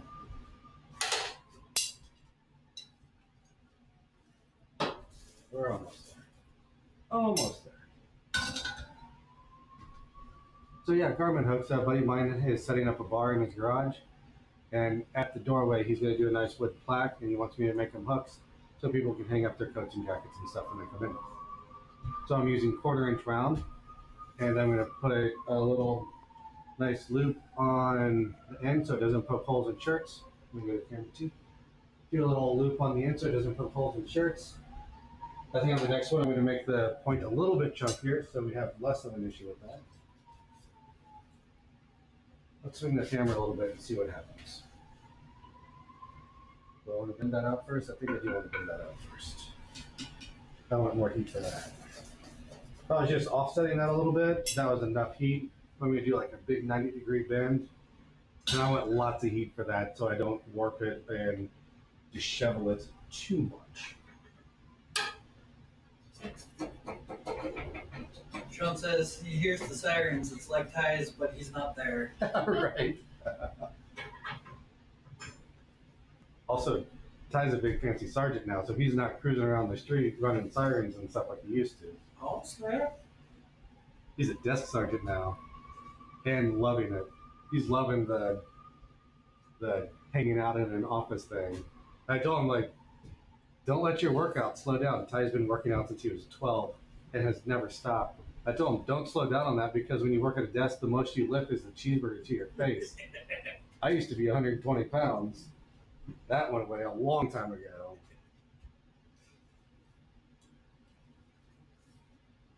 All right, let's see if we can't get this bit. What is it you're always telling people? Have your tools ready? Oh, my tools are ready. Whether or not I am is a different story.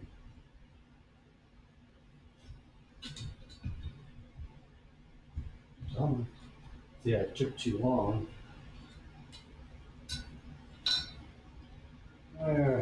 Right. Yeah, that didn't work out great.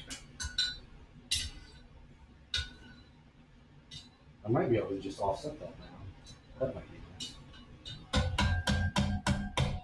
nice. See, I put it in there for extra heat and it still did the thing I didn't want it to do. So now I get to correct it because I put that bend in there. That means I can take that bend out. Unlike woodworking, you cut that piece off, start over. Which is not to disparage the woodworkers. I just don't have the patience for it. Grew up in a wood shop. Before I was a teenager, I had built a full-size shed that looked exactly like the Clampett's shack before they struck oil. A couple of decks, one of which had a roof and was shingled and all that stuff. A couple of tree houses. Like, I built all sorts of stuff when I was young. Because I had to. My sophomore year of high school, I built a standard 8-foot pool table. Nice. I remember. Did I mess this up real quick? Oh yeah, I can fix this. Yeah, look at that. Almost like I know what I'm doing or something. I might be able to get that to move over there. I got in a little bit of hot water with my shop teacher in junior high, high school, somewhere in there. Maybe in my freshman year, I don't remember. Whatever year I got suspended because of a website I made. I still stand by what I did. And I'm proud of me for sticking to my guns like I did. But nonetheless, wood shop. We had to make a wooden sign with our last name on it. And my dad had just redone a part of our kitchen, and I don't remember what it's called. Melanite? Masonite. Maybe it's like a white, glossy board. It kind of looks like a whiteboard. Yeah, it's a fiberboard. Yeah, like the outside is smooth and nice and shiny like a whiteboard, but it's got something inside. He had some left over, and I thought doing a wood frame on that would be really nice, and then I'll just do letters across the top of it. So after school one day, I went out to the shop with Dad. It's like, hey, can I use a chunk of this for my sign? And Dad's like, yeah, do you want to take it to school with you and do it there, or do you just want to knock it out here? We're here now. Let's knock it out. He was like, cool. How big do you want it? And I went way too big the first time.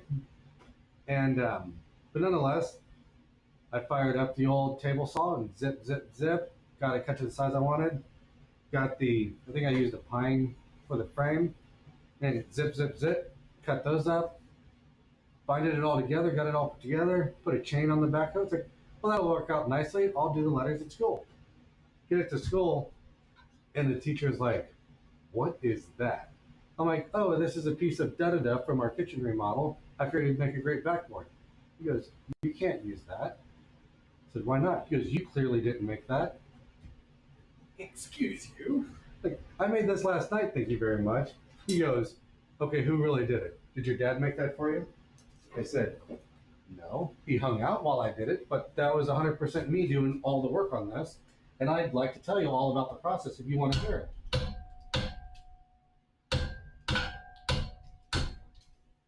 Yeah, that'll do. I'm going to clean that up just a little bit. But that'll come out nicely. I just want to get that a little bit more centered. I said I'd be very happy to tell you how I did it if you want to hear it. He's like, there's no way you used that. You made that. And he's like, and that's massive. Why is it so big? I'm like, well, you're right. My eyes were bigger than, so I'll fix it. So I took it home, cut it down to the right size, and then moved in my wooden frames, put it all back together. I thought it came out pretty good. Took it in class the next day, had it sit on my desk, and I go out to start on my letters, and he's like, Jesse, I don't know why you're making letters. You don't have a board to put them on. I said, it's sitting on my desk. He goes, I was just in there looking at it. There's no way you made that. He goes, those lines are so crisp, and you even have it like offset so the backing fits on nice. He goes, there's no way you know how to do that. I said, and I told him my phone number. He said, go in your office and call and ask my dad right now who made this. He's like, oh, of course he's going to cover for you. Like, my dad's not going to cover for shit. I made that, and I can tell you exactly how I did it and what tools I used and the whole process. And he gave me such heck. But then finally, he realized I wasn't going to relent and back down, so he just left me alone, and I finished the project. And I went to go, when the projects were all done, we had to go up to his desk and present it to him. And he's like, okay, Joey Jojo, you get an A+ on yours, blah, blah, blah. This kid did almost no work in the shop. He did it all at home. And it looked beautiful. It was a great piece. He used metal and all sorts of stuff. And he got like an A. And I go up, he's like, I can only judge you by the letters, and I'm going to give you such and such a grade. And I'm not going to grade the rest of it. So knock you down a grade letter because I couldn't. But what are you talking about? I made this soup to nuts, all of it. Because there's no way you made that. And I didn't watch you make it, so I can't grade you for it. I'm like, so-and-so did most of his work at home. You're not giving him the business. He's like, well, I believe he made that. And again, get your phone. Call my folks right now. And he went back off of it. I had my dad call him up. And he refused to back down because he thought Dad was just covering for me. That is ridiculous. He and I didn't get along. Then I made a website about him and I got suspended. Ooh, I like that. That came out nice. Clean up that. that up a little bit. Ooh, look at that. We still on camera too? Yep. Yeah, that's about exactly where I wanted that to come Oh. out. Yep. Down? Dub. There you go. So now we can switch this around to the other side. Can I use my quench thing? It's just a block of ice.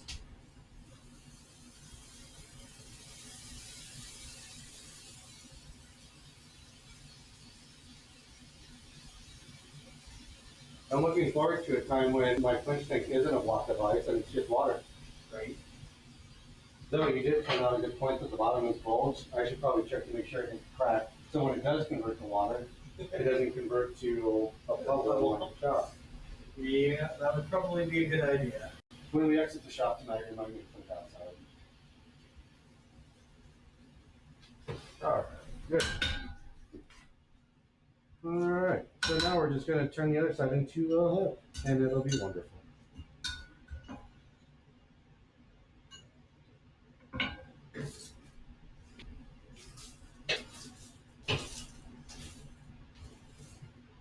So back in the days before social media, we had chat rooms. These were the days after BBSs, but before social media. And this was back when only nerds had websites. And I used to hang out in this chat room, and we used to share our websites and tips, and we put a lot of pictures on and stuff and talk about our lives and our friends and pictures and stuff. And I had this one picture of me and my friend, and I had my arm around her, and I was flipping off the camera. Because I was cool and edgy, teenager, you know? And so whenever people would look at my website, they'd be like, hey, what's the middle finger for? Ha ha ha, you know?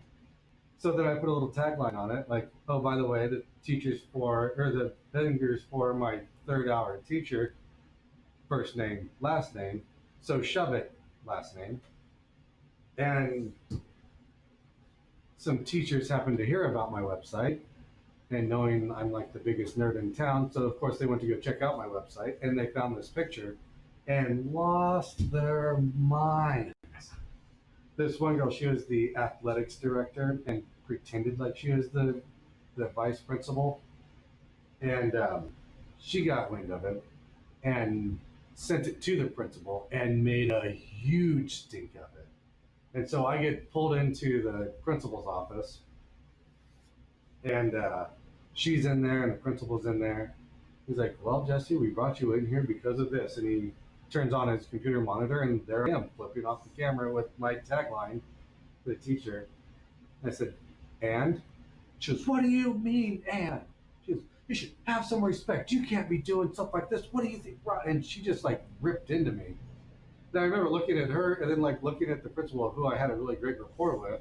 I'm like, really? She goes, don't look at him, blah, blah, blah. I'm talking to you, rah, rah, rah. And she yelled and yelled and yelled. I'm like, one, I didn't use computer resources to create this. Two, I did it all at home, outside of school. Three, First Amendment says leave me alone.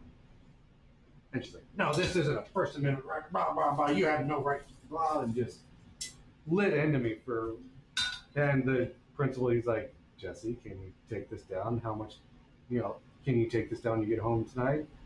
I said, for you, if you'll trade me chairs, I'll take it down right now if I can use your computer. And she's like, you damn well better. Excuse me? He's like, yes, Jesse, if you wouldn't mind. He was very nice to me. And so I took the picture down off my website. Like, who cares? And then a little while later, after I got chewed on for a while, I'm in the cafeteria getting my food, and they're like, Jesse, what's going on? I'm hearing rumors that so-and-so is getting you in trouble for blah, blah, blah, and such and such. And I said, yeah, I don't know what the deal with woman's name. Like, this has nothing to do with her. She's not the principal. She's not an authority figure around here. She's an athletics director. What's that have to do with anything? So she can, like, bite me. And I heard, excuse me, and she was standing right behind me the whole time. And she ripped into me so hard right there in front of everybody in the cafeteria. Man, she let me have it so good. Be aware of your surroundings before you know it. It's like those scenes in movies. Like, I didn't realize stuff like that happened in real life.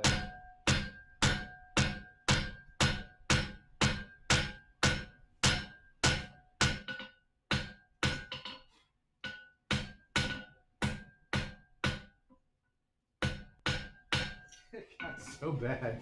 While she was ripping into me, I slid my soda into my hoodie pocket and just stood there eating my french fries while she's ripping into me because I wasn't going to give up my lunch period for this broad. And Probably made her even more angry. that was partially part of the reason too, because I wanted to show her how like unfazed I was by her lording over me about it. And after she ripped into me for a while, the principal was like, "Jesse, go enjoy your lunch. We'll talk later." Off I went. A few periods later, I got called back to the principal's office, and I walk in there, and my dad's sitting in the principal's office because they apparently just had a nice long talk. The principal's like, "Jesse, have a seat." So I sat down. He's like, "Here's the deal, Jesse." He goes, "I don't know how to handle this." He's like, "I really don't. This is internet, it's new." He's like, "I don't know how to handle this." So I called my 3 principal buddies. And you know what they all told me? They said, "It's a First Amendment right and leave me alone." He's like, "Nice try." No. Because they all told me to expel you right here and right now. But I'm not going to do that to you. Because I know you. Because I'm not going to do that to you. So instead, I'm going to suspend you for 2 days. What do you think about that? So that sounds a lot better than being expelled. He goes, "You can go ahead and leave. We'll see you in 2 days." And I stood up and shook his hand and thanked him very much. And Dad gave me a ride home. And Dad's like, "What the?" And so then I had to explain to my dad what the internet is. You know, like, Again. this has been an ongoing conversation for me. Oh. Yeah. So I got suspended for 2 days. And when I came back, well, before the meeting adjourned, he told me before he sent me on my jolly way, he goes, "Now, Jesse, if you like, you can drop that class and pick up another class. So while you're suspended, take some time to think about what you'd want to transition to." And I said, "Can I stay in the class?" He goes, "Why would you want to do that?" And I'll tell you the reason I told him, which is 50% true. And I'll tell you the other reason. I told him, I like to finish things I started. I started this class. I understand it's going to be harder to get through it, but I want to finish it because I started it. He goes, "Good thought." He goes, "That's perfectly fine." He goes, "I totally get that. That's fine." The other half of the reason was I knew the greatest revenge I could get on that teacher was staying in his class for the rest of the year. Just seeing you rile him up. Oh, he was so mad when I walked in the class that first day back from my suspension. And holy hell, he did a really great job trying to make my life miserable for the rest of the year. But I did the same thing, so it was mutual.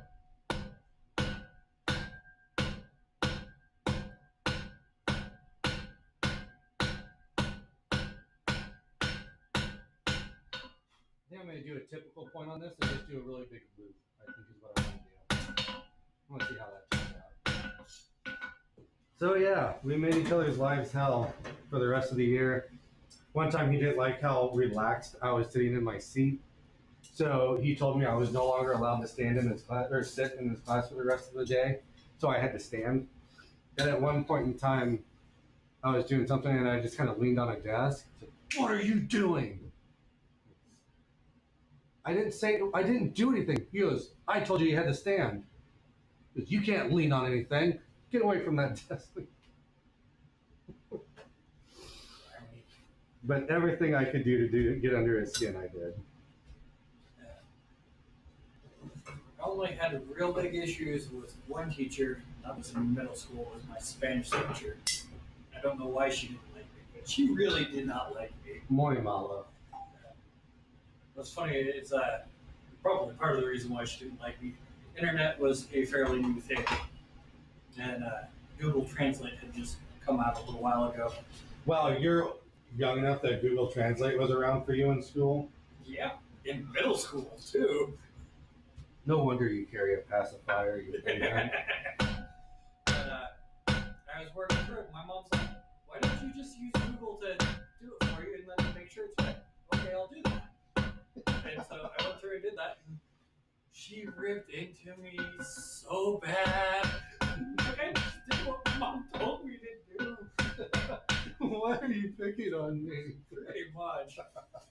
Because when that was in 6th grade, and at that point in time, I was barely 4 foot tall, weighed maybe 60 pounds, and she was damn near a 6 foot tall woman, and she was probably close to 300. What was she, a linebacker for the Bears? And she liked her tacos, and it showed.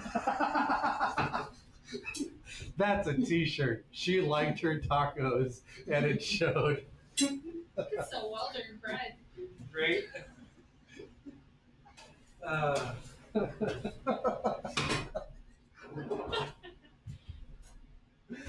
My brain went there, but I didn't say it. Like, I had a different joke, but it was the same. Oh, I love that you jumped right to that. Yeah. The only other teacher that I had kind of an issue with was a psychology professor in college, which probably comes as a shock to you because they are typically pretty left-leaning, and it's like, I'm not the most right-wing, but you make me seem really right-wing. I got a guy in trouble in college. It was an all-star dick move, and again, 20 years later, I still stand by it. There was this guy, I wish I could remember his name, Carlos something or other, and he was, I don't know what you call it, but if we were having problems, we were supposed to go to him. Not like mental problems or anything like that, but if we were having problems in a class or It's just an academic advisor.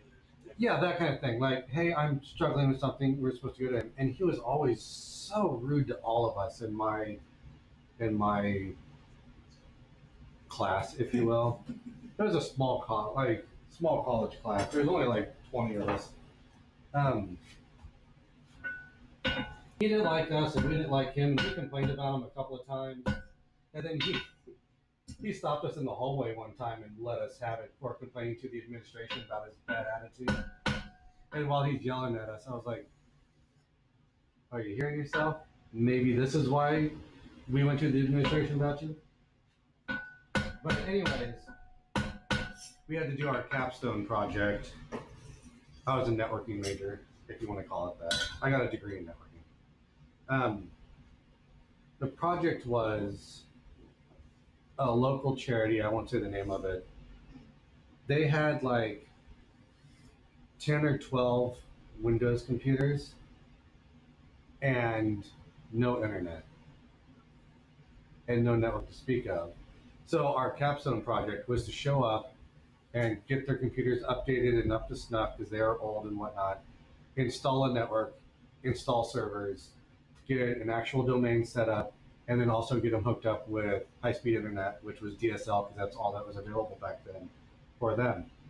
And it was this big, long project. We spent months and months on it. And when it was done and over with, and they were happy and satisfied, they loved the work, they sang us high praises, we had a meeting where we had to present our project to like the board. And if we did good enough and they're satisfied, then hooray, you can graduate. If we failed, then it was figure out how to fix it before graduation day or, you're SOL. So we go through this whole presentation and everyone's very impressed and very proud of us, yada, yada, yada. And Carlos stands up in a sanctimonious tone. He's like, guys, I didn't think you were going to accomplish anything. He's like, I thought I was going to have a lot of uncomfortable conversations with the client because I didn't think you were going to get anything done. I thought it was going to be a huge mess. But you guys really impressed me. I'm really impressed with how well you guys did this, yada, yada, yada. And it turned into this for a moment. And I said, hold on, no, stop. And some of my classmates were like, shh. I was like, no, hold on, full stop. He's like, excuse me? I said, you just said you didn't expect us to accomplish anything at all. So that means if we accomplished even one thing, you would be impressed. So this whole speech you're doing is actually meaningless because you've never had our back and you've never supported us, and you've always kind of been a dick.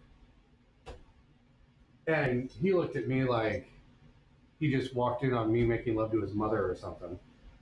And one of the guys on the board, which I don't know who he was, but he was important, he's like, "Is what he's saying real?" And some of my classmates were like, "Yeah, Jesse speaks for all of us on that one. That's true. That's true. That's what happened." And the board guy,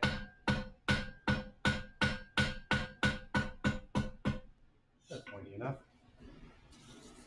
looks to the teacher that was in charge of the capstone project, who was an incredible teacher, partially part of the reason why I'm a Linux admin now, Linux engineer, whatever. He turns to the teacher and says, "Mr. So-and-so, is this accurate?" And he looked up at Carlos, he looked back at him, he went, "Yeah, afraid so." And the board guy, he stood up, he goes, "All right." He goes, "Well, guys, I think you did a wonderful job. I have no problem signing off with this. Anybody have a problem with us signing off?" And everyone was like, "No, they did a great job." He's like, "Great. You guys are dismissed. You guys have a great rest of your day. Carlos, I need to have some words with you in my office." Oh. Carlos never spoke to any of us ever again. Sure, it was only like 4 or 5 weeks before graduation, but he wanted nothing to do with us, didn't talk to us. If he saw us in the hallway, he'd turn around and walk the other way or pop into a room just to avoid us. I'm amazed he kept his job. He left soon after we graduated. So did that teacher that we all really liked. The two of them left the college and started a school, if you will, where like if you wanted to learn A plus, you would go to their school and learn what you need to pass A plus, or if you wanted to get your network plus or whatever. They basically turned into a cert mill, like training you to get your certs. Soon after graduation, I actually reached out to that teacher and asked him if I could come work for him and teach for him. Never heard back.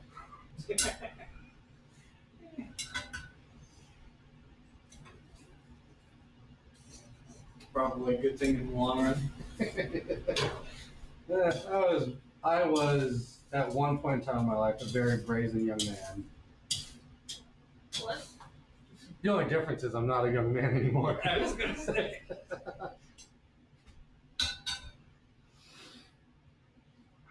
That's the problem. Like, my mom tried so dang hard to teach confidence to me and my sister.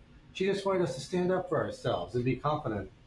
And much to her chagrin, she overshot that goal and turned me and my sister into full-on arrogant assholes. Like, what are you gonna do? I count it as a win. She doesn't. You just point and laugh at that point in time.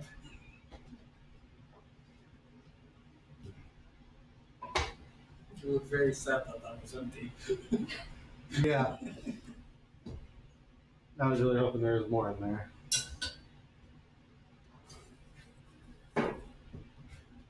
Let's get that pot. So I just yammered, pontificated even at great length. Anybody in the chat? Anybody in the comments? We still got one person watching. Nothing new in the chat. I was just going. Oh, yeah. Thank you. Nice little splash.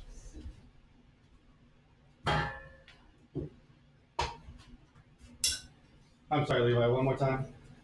We still got somebody watching, but nobody in the chat. Hey, creep, say hello. I'm kidding. Don't run away.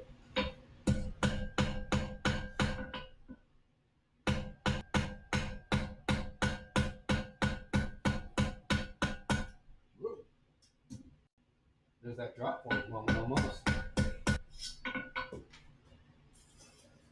Now we have 0 views. No, but really, if you're hanging out watching, pop in. Say hello.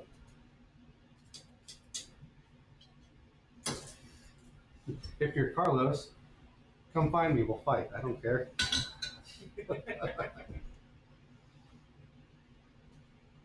Meet me outside. Is that what that chick said on the internet? That was Catch me outside. yeah. Is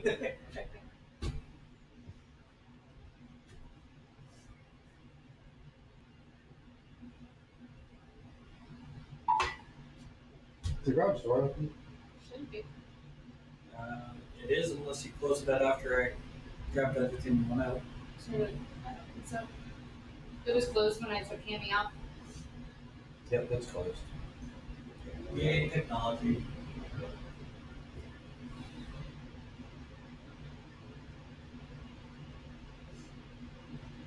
I was gonna end up in Facebook jail earlier. What'd you do this time? I was being an ass. What a shock.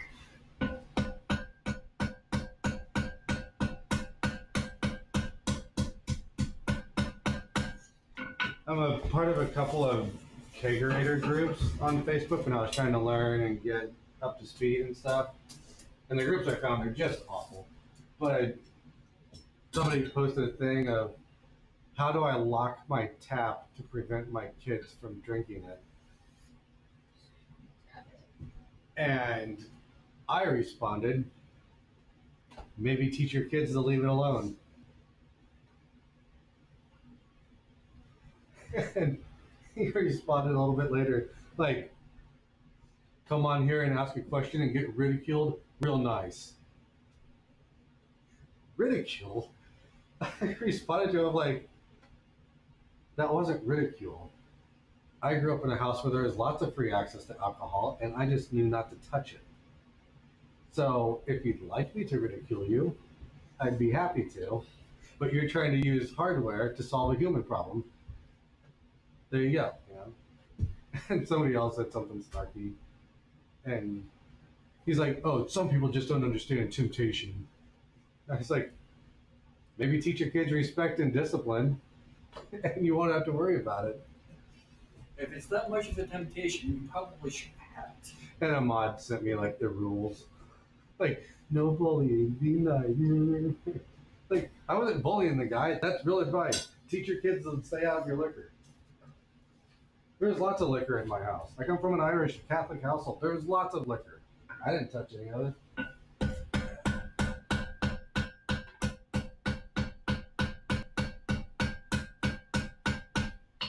None of the guns were locked up in my house either. And I knew if I touched them, my dad would rain down a holy terror upon me.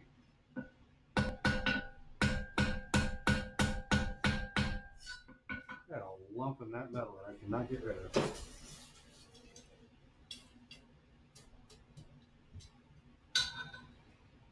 So yeah, teach your kids to stay out of their liquor, and then you don't have to buy some weird thing off of eBay that allows you to lock your tap.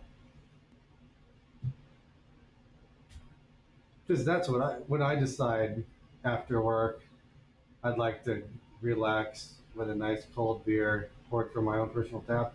I, for one, definitely want to have to go find my keys and then go and unlock some gizmo, which is now another gizmo that's going to have beer drippings on it that I'm going to have to clean. Like, that sounds like a wonderful way to spend my evening.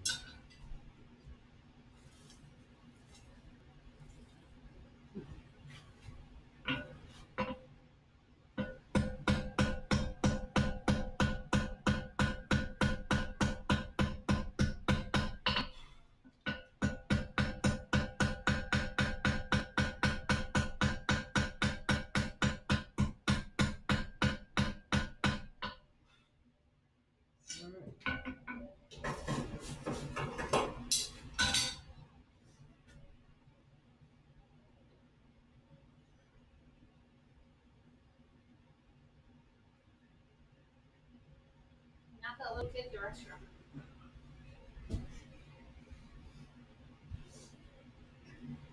Some little kid was interacting with my dad at the restaurant yesterday and said Dad went and blew the kid's mind. And then I just chuckled. It's like, I remember when I was a kid and that used to blow my mind.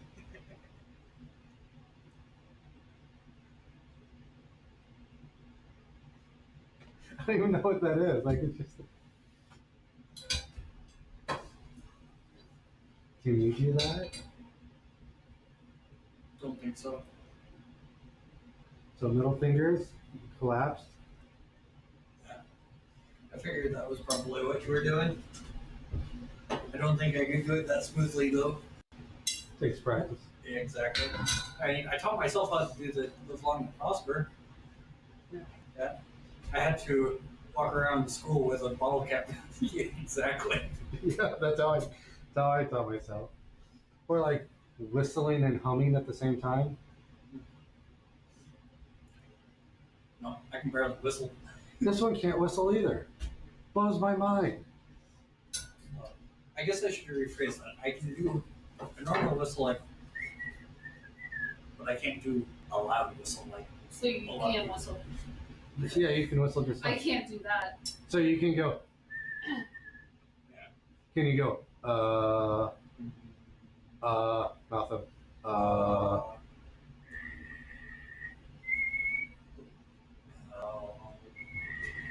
Just go. I can get my whistle to roll like that, but I can't hum and whistle at the same time. I can do that, but I can't hum and whistle. What's really funny is I can roll my tongue for that whistle, but I can't roll my R's. When I was a rep for roller derby, we used to chirp through our rep whistles, so it sounded like crickets and stuff. When we first got the chicks, Jesse was making noises. It's like, that's not even fair. Like, I'm taking care of them, and you can communicate with them.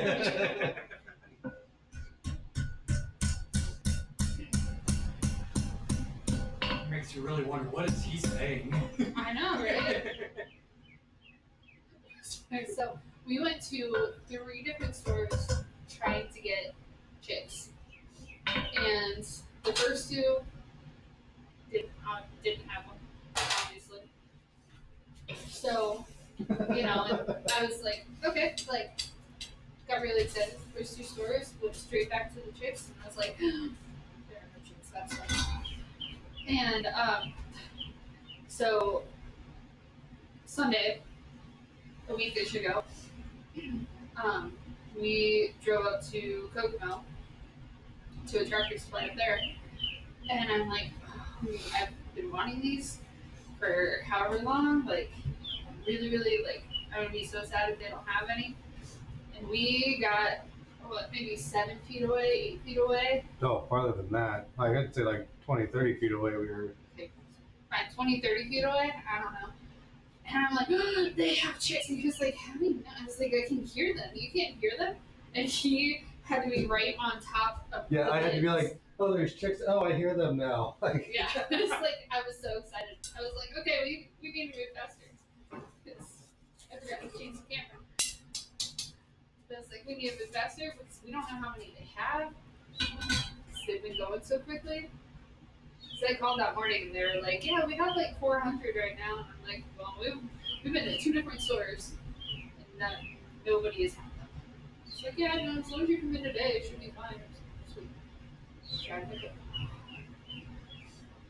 I like to whistle like that when I'm in stores, like standing in the checkout line. I'll be like, and people will be like, oh, there's a bird in here. Where's the bird? One time I was in a store and the lady leaned down to her little stroller and tapped. He's like, do you see the bird? There's a bird up there somewhere. And the kid's like leaning out of the stroller trying to look for a bird. And I'm like, That's magical. Torturing babies. well, someone's got to. He doesn't steal the candy, he just tortures them. I make him throw it down in frustration. I don't want to. Shit, I don't. Oh, there it is.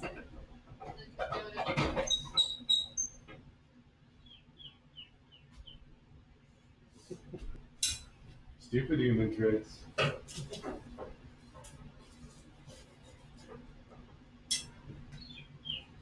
Are you cold? Am I cold? Yeah. No. Okay, good. 4K. Because I don't want to get this. I just want to make sure you aren't cold. Nope, I'm fine. Nice. Fine as frog hair. Oh, you don't have to do that. I know the stream's going long tonight, but we'll be done here in a moment. I just didn't want to hold on to his jacket longer. We should find an embroidery shop and get the logo embroidered on the chest.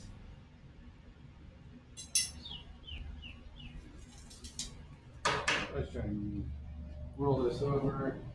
I'm going to quench the tip so I don't mutilate it too much.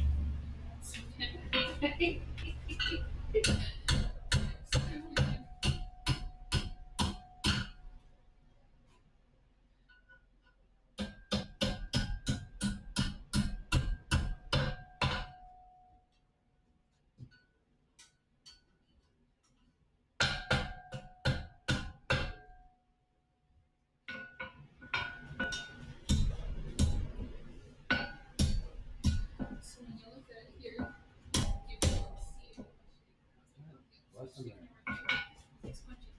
And then I remembered that I loosened it so you can actually not punch anything, it's just his ass. Really trying to get him to say that out loud. Yeah. What's happening? She's soliciting you. She's soliciting me? What does that even mean? I didn't do it on purpose. What did I do now? What happened? So, you're gonna come look. So, like, this shows everything, right? Sure. So, I was like, oh, I'll switch to that camera. So, it, they can see him punching the metal. That's not zoomed in. So, it zoomed in and it was just right on your ass. Yeah. If that doesn't get us some likes, I don't know what will. Gonna have to make that the thumbnail for the video.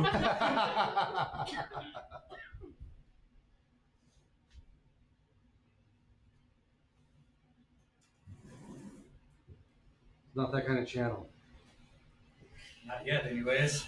It almost became that last summer.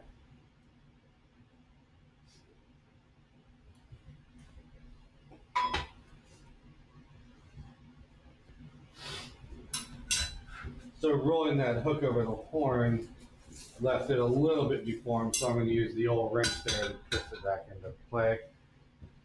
And then we'll call it good. I know the stream ran long tonight, but what are you going to do?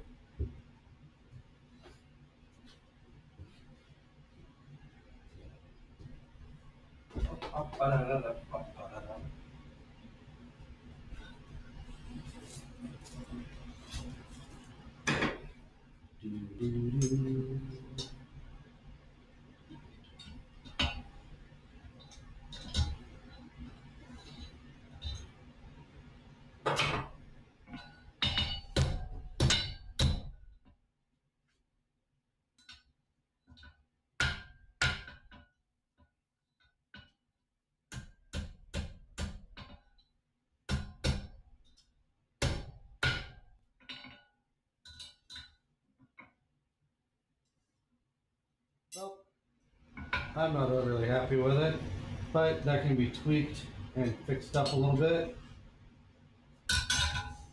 So there it is. So we'll go ahead and kill it there since the stream has ran so long tonight. So yeah, forge around and find out. Be on the store very soon. Next stream I'll probably have the coupon code in the middle of the stream somewhere, so you gotta watch the whole thing to hear it. It'll be good for like the first 10 people.